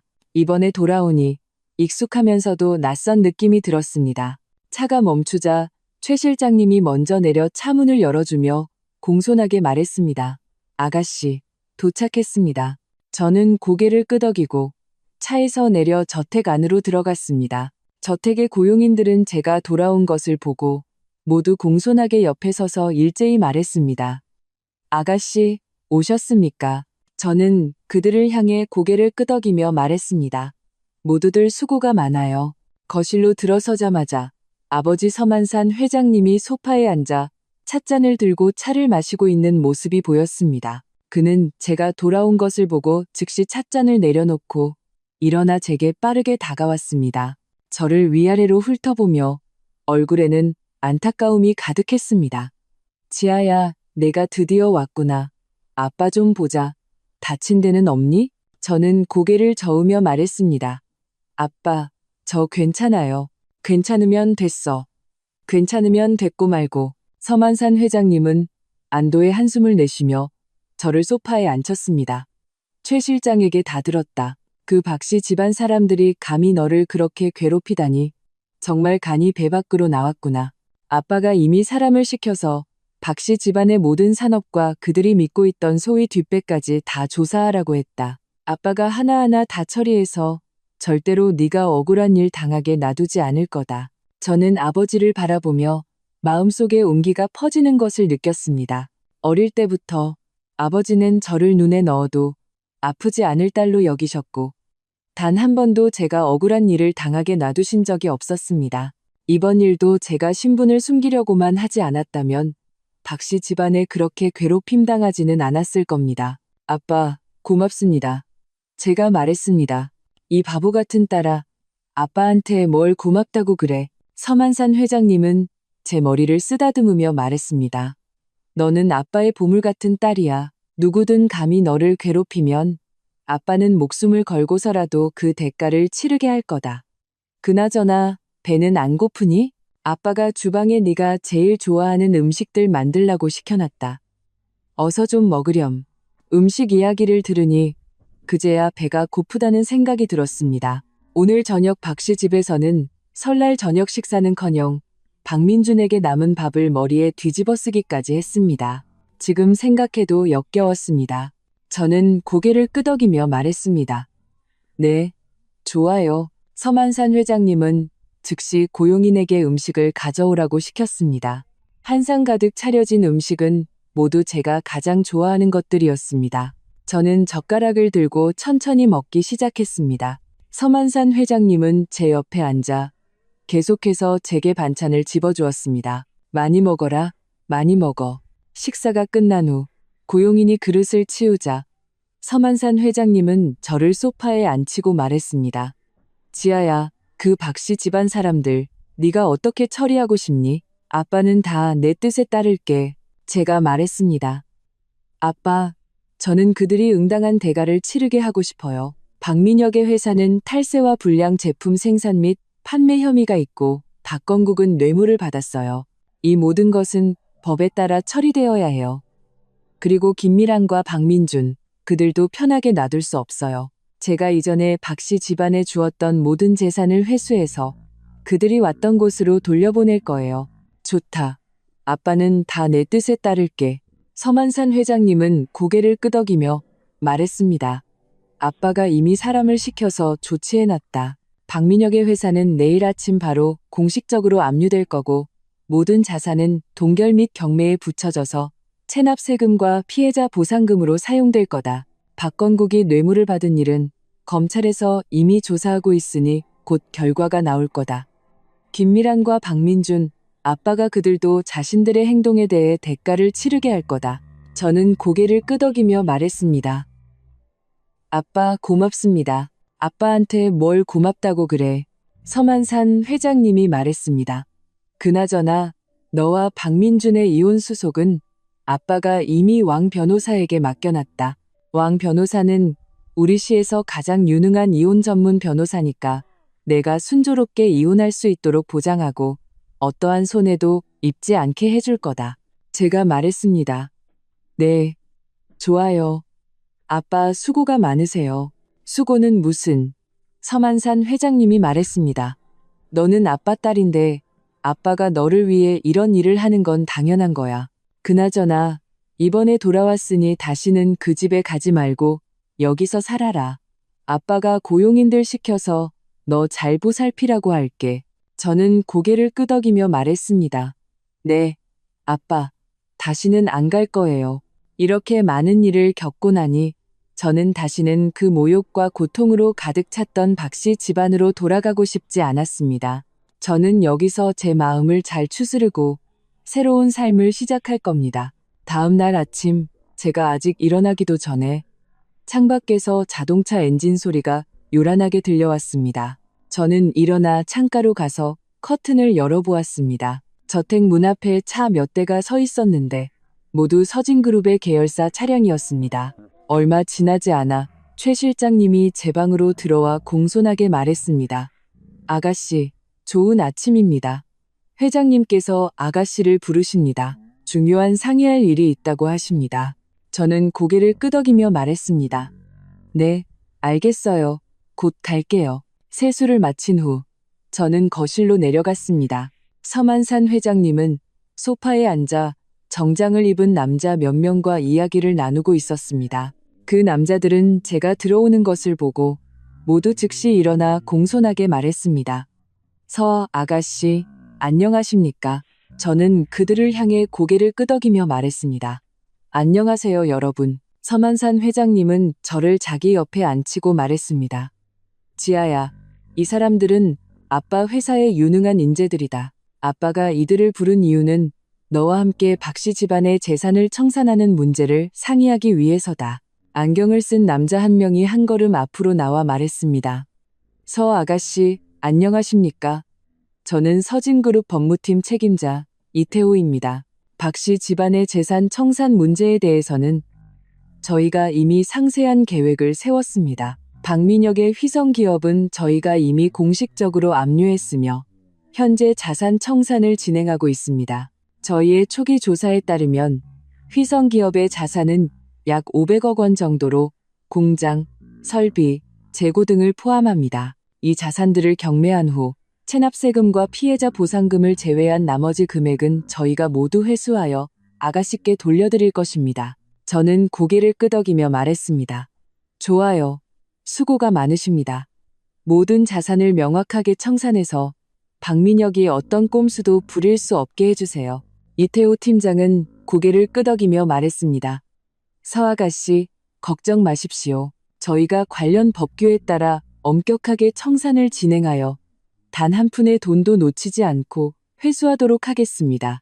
그리고 박건국이 뇌물을 받은 일에 대해서도 저희가 새로운 증거를 몇 가지 수집하여 검찰에 제출했습니다. 이 증거들에 따르면 박건국이 받은 뇌물 액수는 100억 원에 달하며 연루된 관리도 여러 명입니다. 검찰에서 이미 그 관리들을 조사하기 시작했으니 곧 결과가 나올 겁니다. 저는 차갑게 웃으며 말했습니다. 아주 좋아요. 그런 부패한 관리들은 응당한 처벌을 받아야 마땅하죠. 정장을 입은 다른 남자 한 명이 한 걸음 앞으로 나와 말했습니다. 서 아가씨, 안녕하십니까?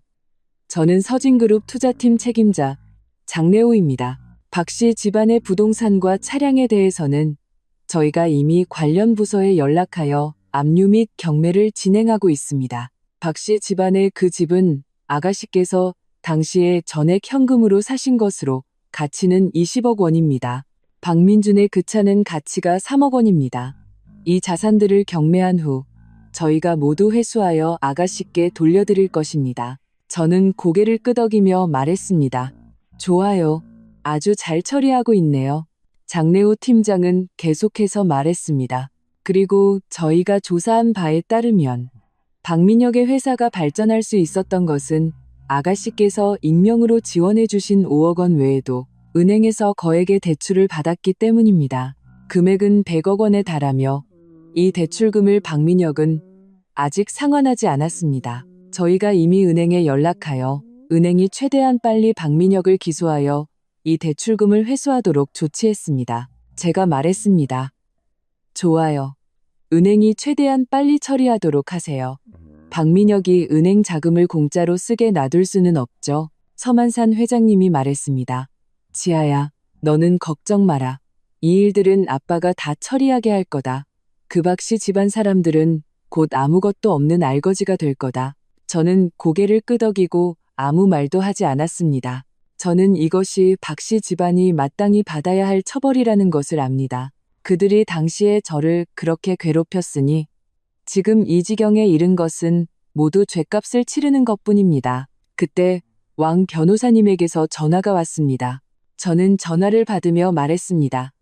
왕 변호사님, 무슨 일이세요? 왕 변호사님이 말했습니다. 서 아가씨, 안녕하십니까? 아가씨와 박민준 씨의 이혼 수속에 관해서 제가 이미 관련 서류를 준비했습니다. 박민준 씨는 지금 경찰서에 구금되어 있는데 제가 이미 경찰서에 연락해 두었습니다. 내일이면 아가씨께서 가서 이혼 수속을 밟으실 수 있습니다. 제가 말했습니다. 좋아요. 수고가 많으십니다.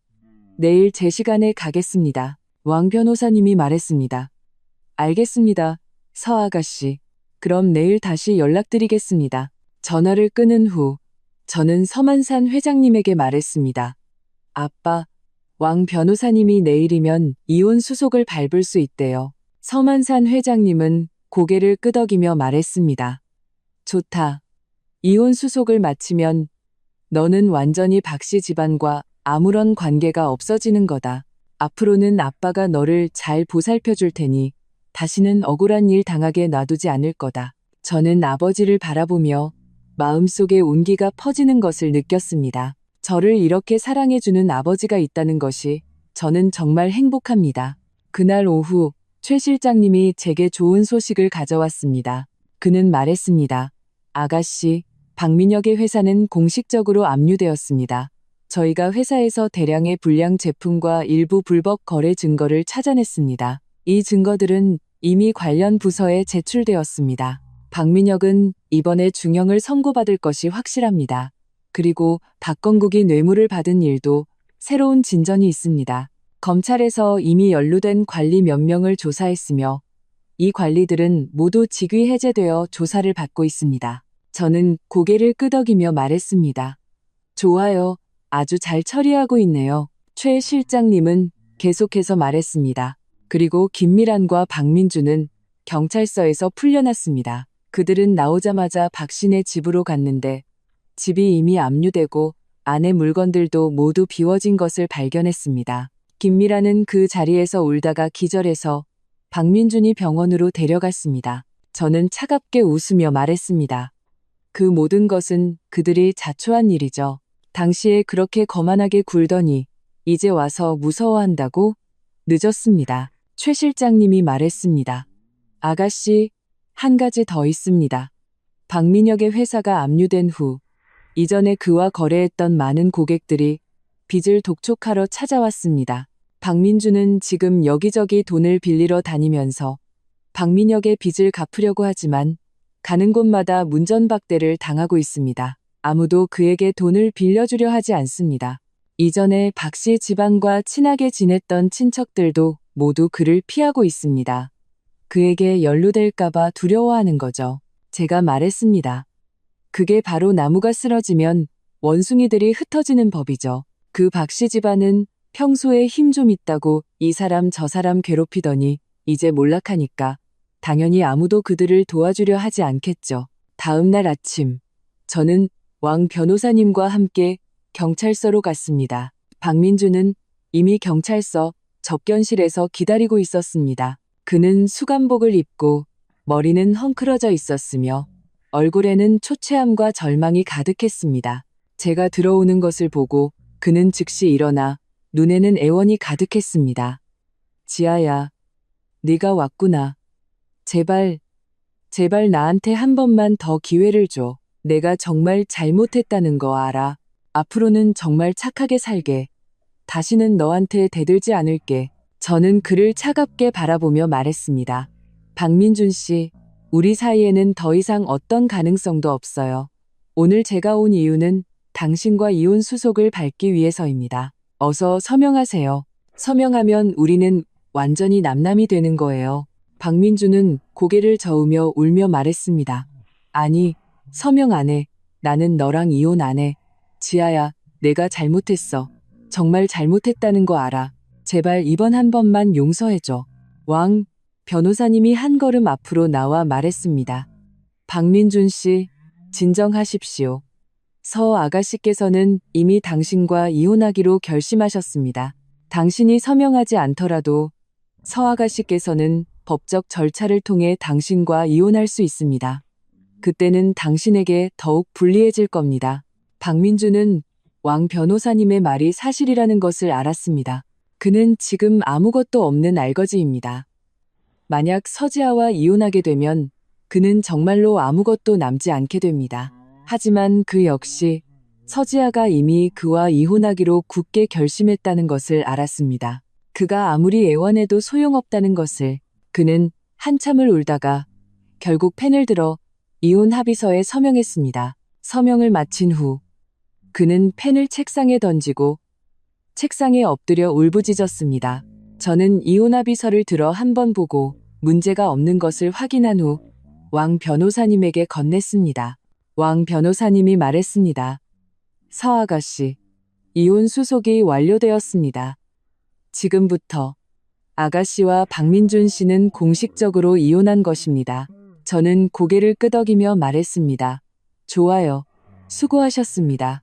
말을 마치고 저는 몸을 돌려 떠났습니다. 다시는 박민준을 쳐다보지도 않았습니다. 그와 저 사이의 원한은 이 순간부터 완전히 끝난 것입니다. 경찰서를 나온 후 햇살이 제 얼굴에 비쳐 따뜻하게 느껴졌습니다. 저는 깊은 숨을 들이마셨습니다. 온몸이 가벼워진 것 같았습니다. 오늘부터 저는 더 이상 박씨 집안의 며느리가 아닙니다. 저는 서진그룹 서만산 회장님의 외동딸입니다. 저는 새로운 삶을 시작할 겁니다. 오직 저 자신만의 삶을. 저택으로 돌아온 후 서만산 회장님은 제가 돌아온 것을 보고 즉시 맞이하며 말했습니다. 지아야, 이혼 수속은 마쳤니? 저는 고개를 끄덕이며 말했습니다. 마쳤어요, 아빠. 서만산 회장님은 안도의 한숨을 내쉬며 말했습니다. 좋다. 마쳤으면 됐어. 앞으로는 완전히 그 박씨 집안 사람들에게서 벗어나는 거다. 아빠가 이미 너를 위해 준비해놨다. 내일 너를 회사에 데려가서 회사 업무를 익히게 할 거다. 앞으로 서진그룹은 내 것이다. 저는 고개를 끄덕이며 말했습니다. 네, 아빠. 아빠 말씀대로 할게요. 그날 오후 최 실장님이 또 다른 소식을 가져왔습니다. 그는 말했습니다. 아가씨, 박민혁은 공식적으로 체포되었습니다. 관련 부서의 조사에 따르면 박민혁은 탈세, 불량 제품 생산 및 판매, 불법 거래 등 여러 혐의가 있으며 증거는 명백합니다. 10년 이상의 징역형이 선고될 것으로 예상됩니다. 박건국도 공식적으로 입건되어 조사를 받고 있습니다. 그가 받은 뇌물 액수는 100억 원에 달하며 연루된 관리들도 모두 법에 따라 처리되었습니다. 저는 고개를 끄덕이며 말했습니다. 좋아요. 그 모든 것은 그들이 마땅히 받아야 할 처벌이죠. 최 실장님은 계속해서 말했습니다. 그리고 김미라는 병원에서 나온 후 박민준과 함께 낡은 단칸방으로 이사했습니다. 그들은 지금 아무런 수입원도 없어서 폐지를 주어 생계를 유지하고 있습니다. 박민준은 일자리를 구하려고 하지만 그의 이전 행동들 때문에 아무도 그를 고용하려 하지 않습니다. 이전에 그와 친하게 지냈던 친구들도 모두 그를 피하고 있습니다. 그에게 연루될까봐 두려워하는 거죠. 저는 차갑게 웃으며 말했습니다. 그게 바로 그들의 최후죠. 당시에 저를 그렇게 괴롭혔으니 지금 이 지경에 이른 것은 모두 죗값을 치르는 것뿐입니다. 최 실장님이 말했습니다. 아가씨, 한 가지 더 있습니다. 박씨 집안의 부동산과 차량은 이미 경매되었습니다. 경매로 얻은 금액은 관련 비용을 제외하고 남은 금액은 저희가 아가씨의 계좌로 이체했습니다. 그리고 박민혁의 회사를 경매한 후 체납세금과 피해자 보상금을 제외한 남은 금액도 저희가 최대한 빨리 아가씨의 계좌로 이체하겠습니다. 저는 고개를 끄덕이며 말했습니다. 좋아요. 수고했어요, 최 실장님. 최 실장님이 말했습니다. 아가씨, 천만에요. 이 모든 것은 제가 마땅히 해야 할 일입니다.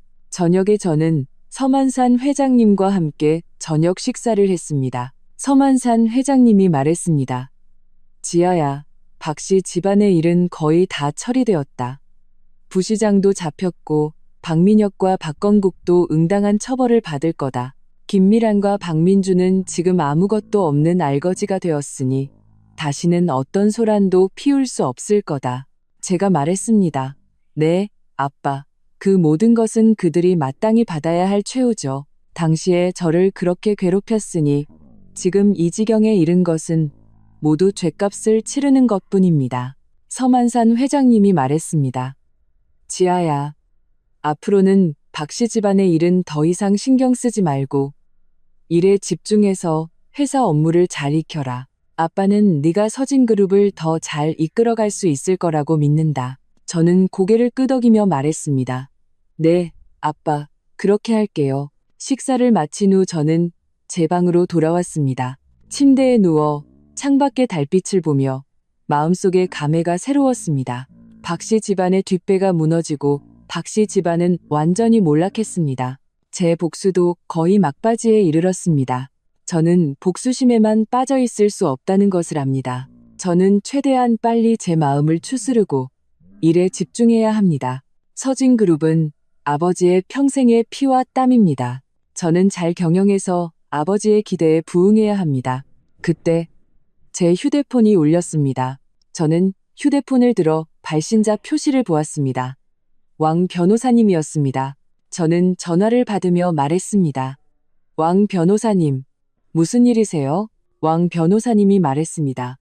서 아가씨 안녕하십니까?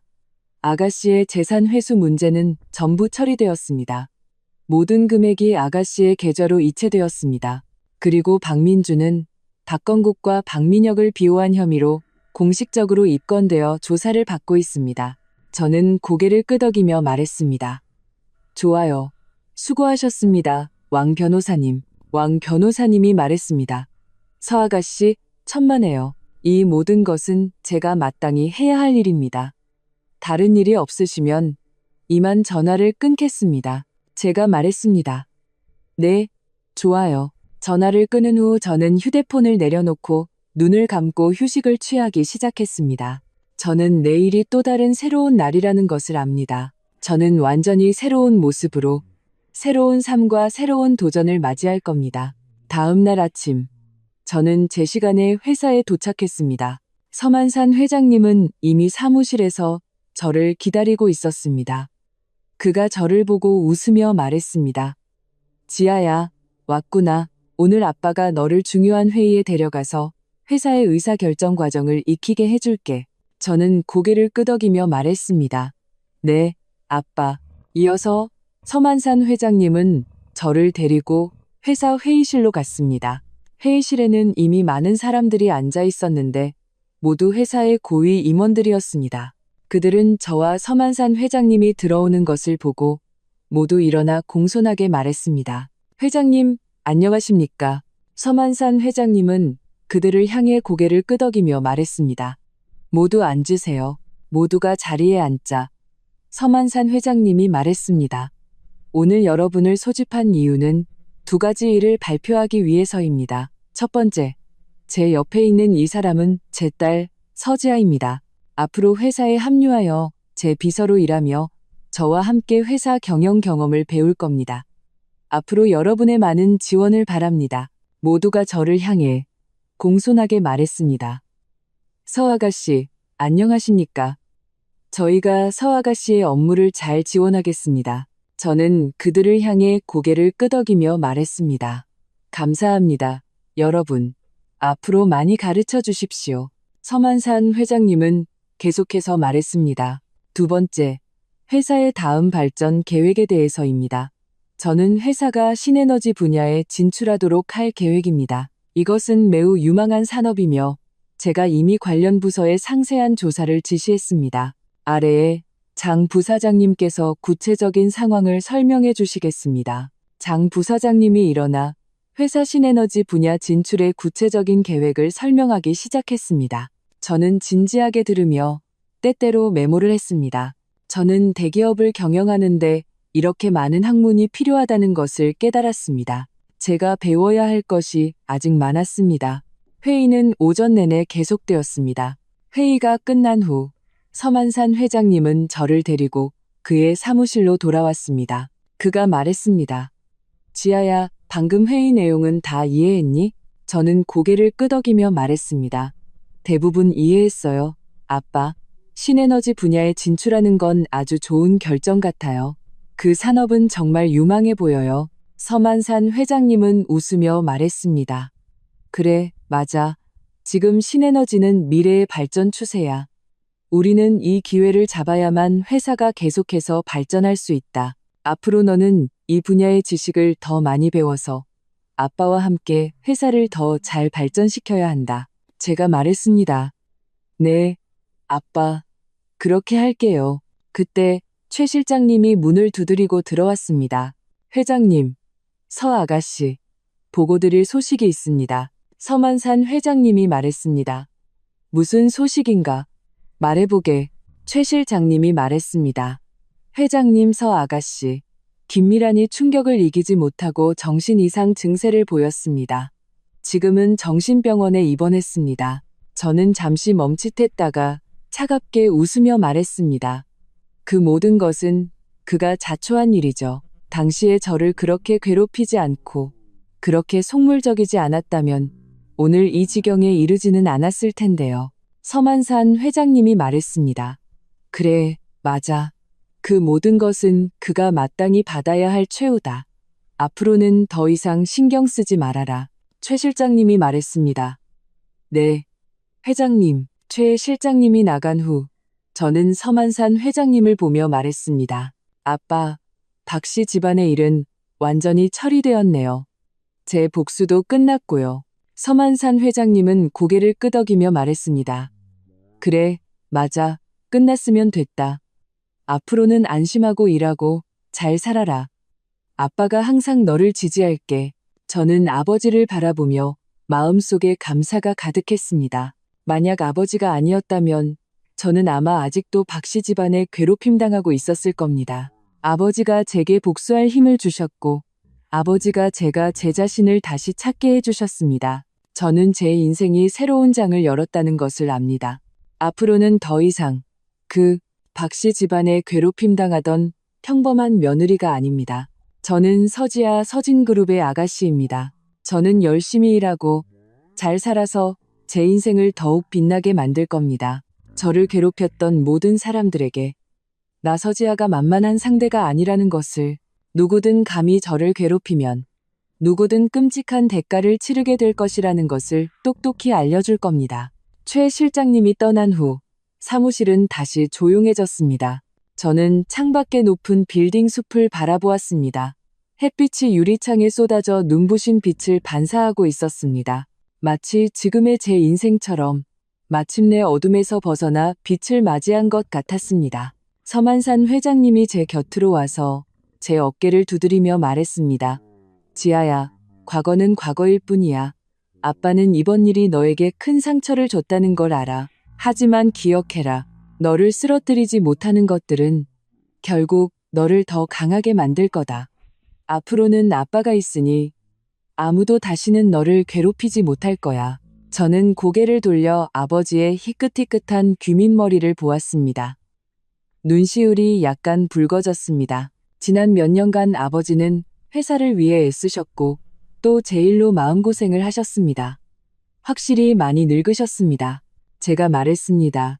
아빠, 걱정 마세요. 다시는 아빠 걱정 끼치지 않을게요. 제가 빨리 성장해서 아빠의 짐을 덜어드릴게요. 서만산 회장님은 흐뭇하게 웃으며 말했습니다. 좋다. 아빠는 너를 믿는다. 가자. 아빠가 회사 샘플실에 데려가 줄게. 우리 회사 제품들을 더 직접적으로 이해할 수 있도록. 저는 고개를 끄덕이고 서만산 회장님을 따라 사무실을 나섰습니다. 샘플실은 건물 10층에 있었고 안에는 서진그룹의 각 분야를 대표하는 제품들이 전시되어 있었습니다. 고급 부동산 모델, 첨단 기술 장비, 정교한 물류 포장 샘플 등 서만산 회장님은 저를 데리고 구경하며 설명해 주셨습니다. 지아야, 이 부동산 모델을 보렴. 우리 회사가 올해 중점적으로 개발한 고급 아파트 단지다. 도시의 핵심 지역에 위치하고 편의시설이 완비되어 있어서 이미 분양이 끝났단다. 그리고 이 기술 장비는 우리 회사가 자체 개발한 신에너지 제품인데 국제적으로도 선두 수준이야. 저는 진지하게 들으며 때때로 질문을 했습니다. 서만산 회장님은 인내심을 갖고 제게 대답해 주셨고 그의 창업 경험과 경영 노하우도 공유해 주셨습니다. 저는 아버지가 성공한 기업가일 뿐만 아니라 지혜로운 스승이라는 것을 깨달았습니다. 샘플실을 구경한 후 저는 서진그룹에 대해 더 깊이 이해하게 되었고 제 미래의 일에 대해서도 자신감이 생겼습니다. 저는 속으로 다짐했습니다. 반드시 최대한 빨리 회사 업무를 익혀서 아버지의 든든한 조력자가 되겠다고. 그 후 며칠 동안 저는 일에 전념했습니다. 매일 아침 저는 회사에 일찍 도착하여 그날의 업무 자료를 정리하고 서만산 회장님을 따라 각종 회의에 참석하며 회사 경영 경험을 배웠습니다. 오후에는 각 부서를 돌며 실습하고 각 부서의 업무 절차와 직무 분담을 파악했습니다. 장 부사장님은 저를 매우 잘 챙겨주셨고 자주 회사 업무 지식을 설명해 주셨으며 일부 중요한 문서를 제게 처리하도록 맡겨 제가 실전에서 배우고 성장할 수 있도록 해주셨습니다. 회사의 직원들도 제 업무에 매우 협조적이었고 어떤 질문이든 인내심을 갖고 제게 설명해 주었습니다. 일은 매우 바빴지만 저는 매우 충실함을 느꼈습니다. 저는 매일 새로운 지식을 배우고 새로운 기술을 익혔으며 점점 더 자신감 있고 밝아졌습니다. 저는 더 이상 박씨 집안에서 참고 살며 소심하게 굴던 작은 며느리가 아니었습니다. 저는 제 가치를 찾았고 제 인생의 방향도 찾았습니다. 일주일 후 최 실장님이 제게 박씨 집안의 최종 결말에 대한 소식을 가져왔습니다. 그는 말했습니다. 아가씨, 박건국의 뇌물수수 사건이 선고되었습니다. 법원은 박건국에게 징역 15년과 개인 전 재산 몰수를 선고했습니다.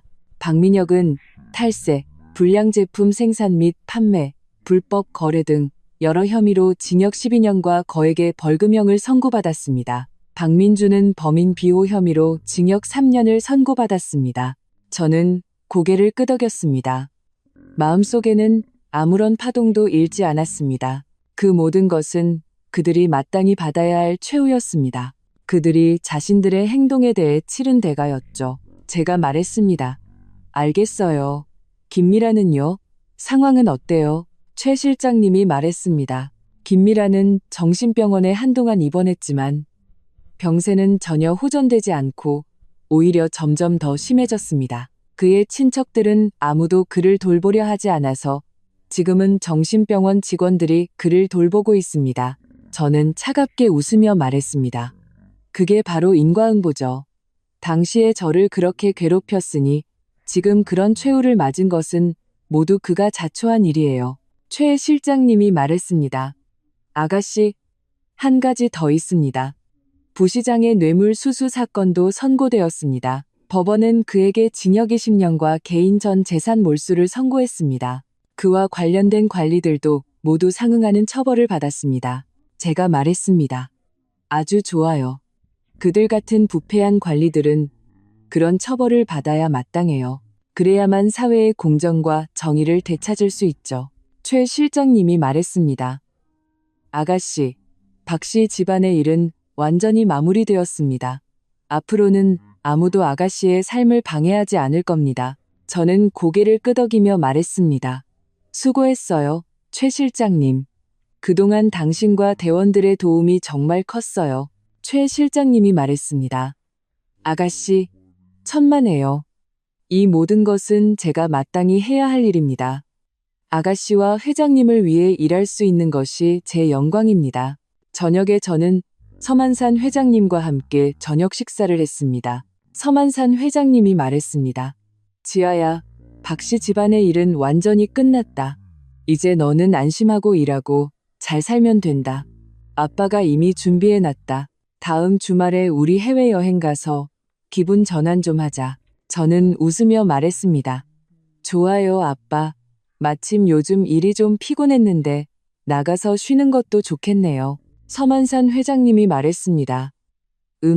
아빠가 이미 알아봤다. 우리 몰디브에 가자. 거기는 경치가 아주 아름다워서 기분 전환하기에 딱 좋단다. 제가 말했습니다. 좋아요. 아빠 말씀대로 할게요.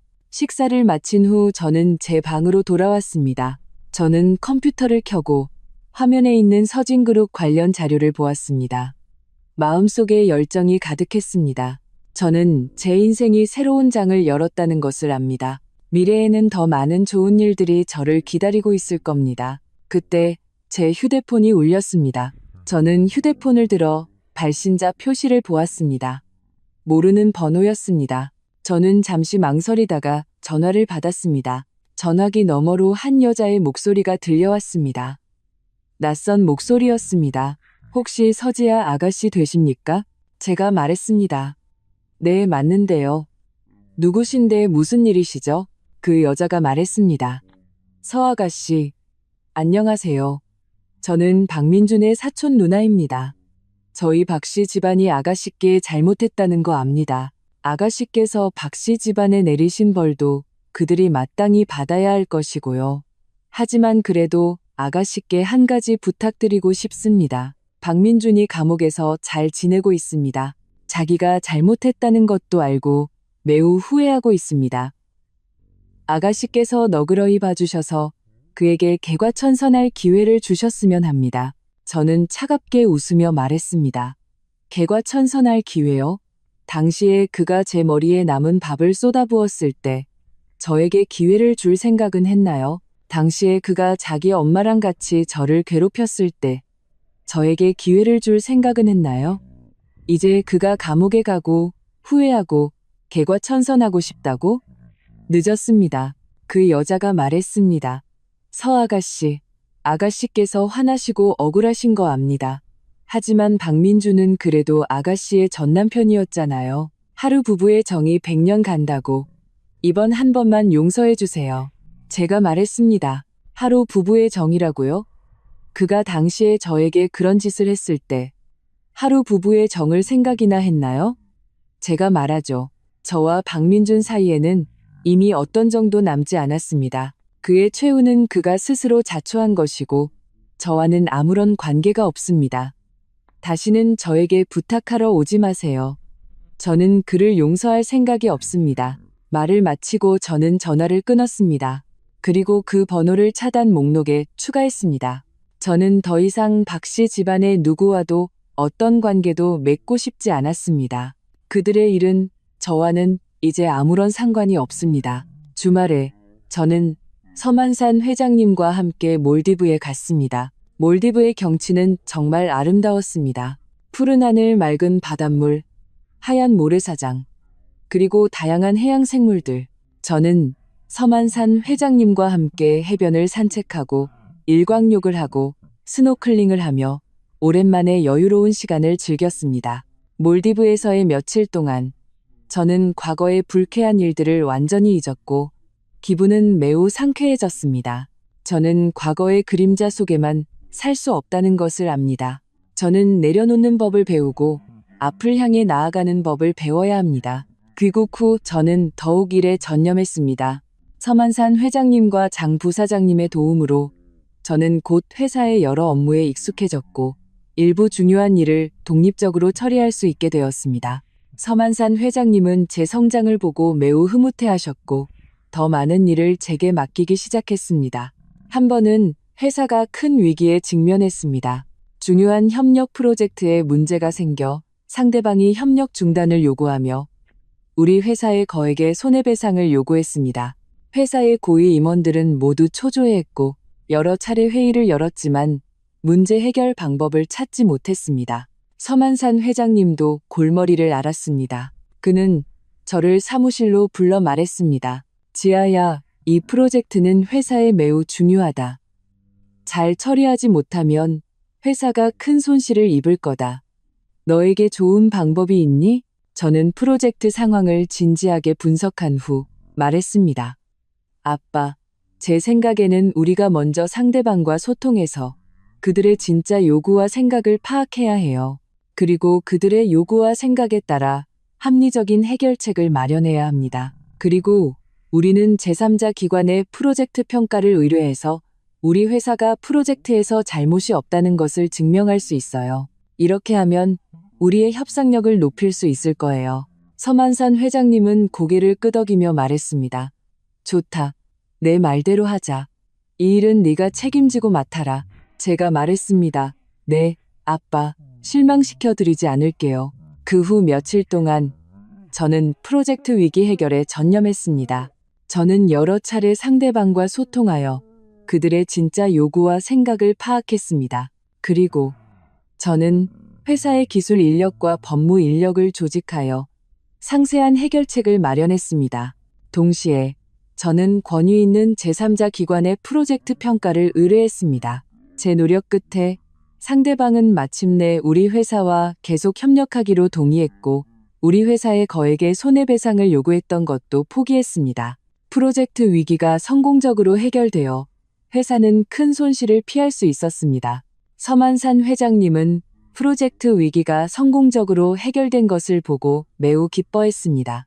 그는 회사의 고위 임원 회의에서 저를 공개적으로 칭찬했습니다. 지아가 이번에 아주 훌륭하게 해냈다. 프로젝트 위기 앞에서 침착하고 냉정하게 명확한 사고로 올바른 해결책을 취해서 성공적으로 프로젝트 위기를 해결했다.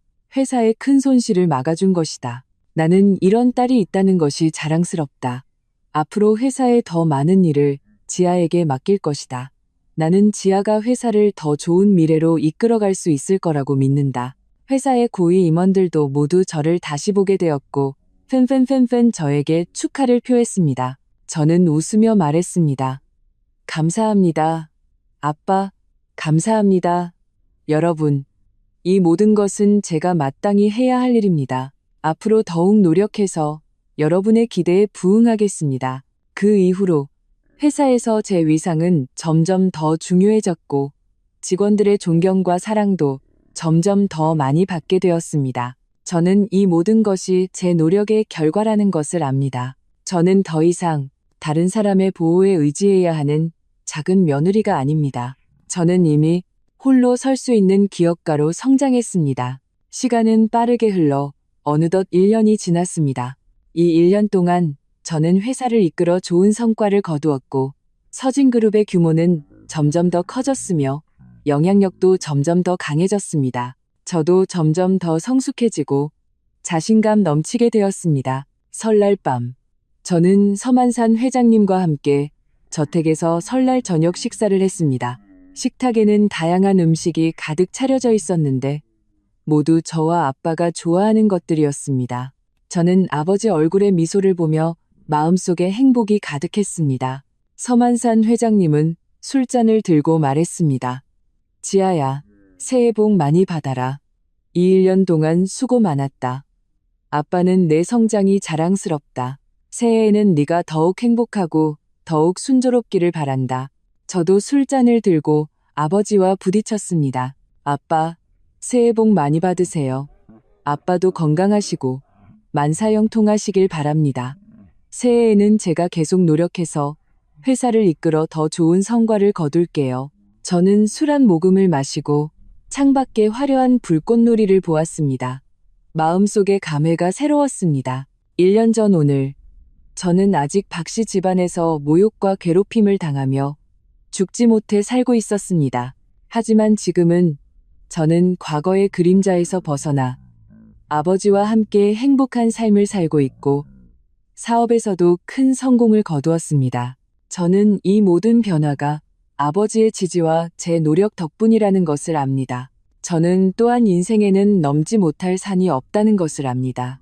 용기 있게 맞서고 변화하려는 결심만 있다면 반드시 아름다운 미래를 맞이할 수 있다는 것을 새해, 새로운 시작.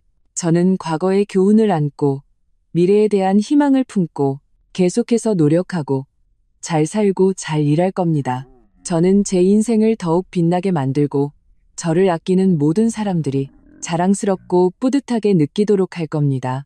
저는 제 미래가 반드시 점점 더 좋아질 거라고 믿습니다. 독자 여러분, 오늘 이야기 어떠셨나요? 이야기를 들으시고 떠오른 생각이나 감정이 있다면 댓글로 자유롭게 남겨주세요. 여러분의 모든 이야기에 귀 기울이겠습니다. 또한 이 이야기가 마음에 드셨다면 주변의 다른 분들께도 공유하여 더 많은 분들이 함께할 수 있도록 추천해 주시면 감사하겠습니다. 다시 한번 저희 채널을 찾아주셔서 감사합니다. 다음 이야기에서 다시 뵙겠습니다.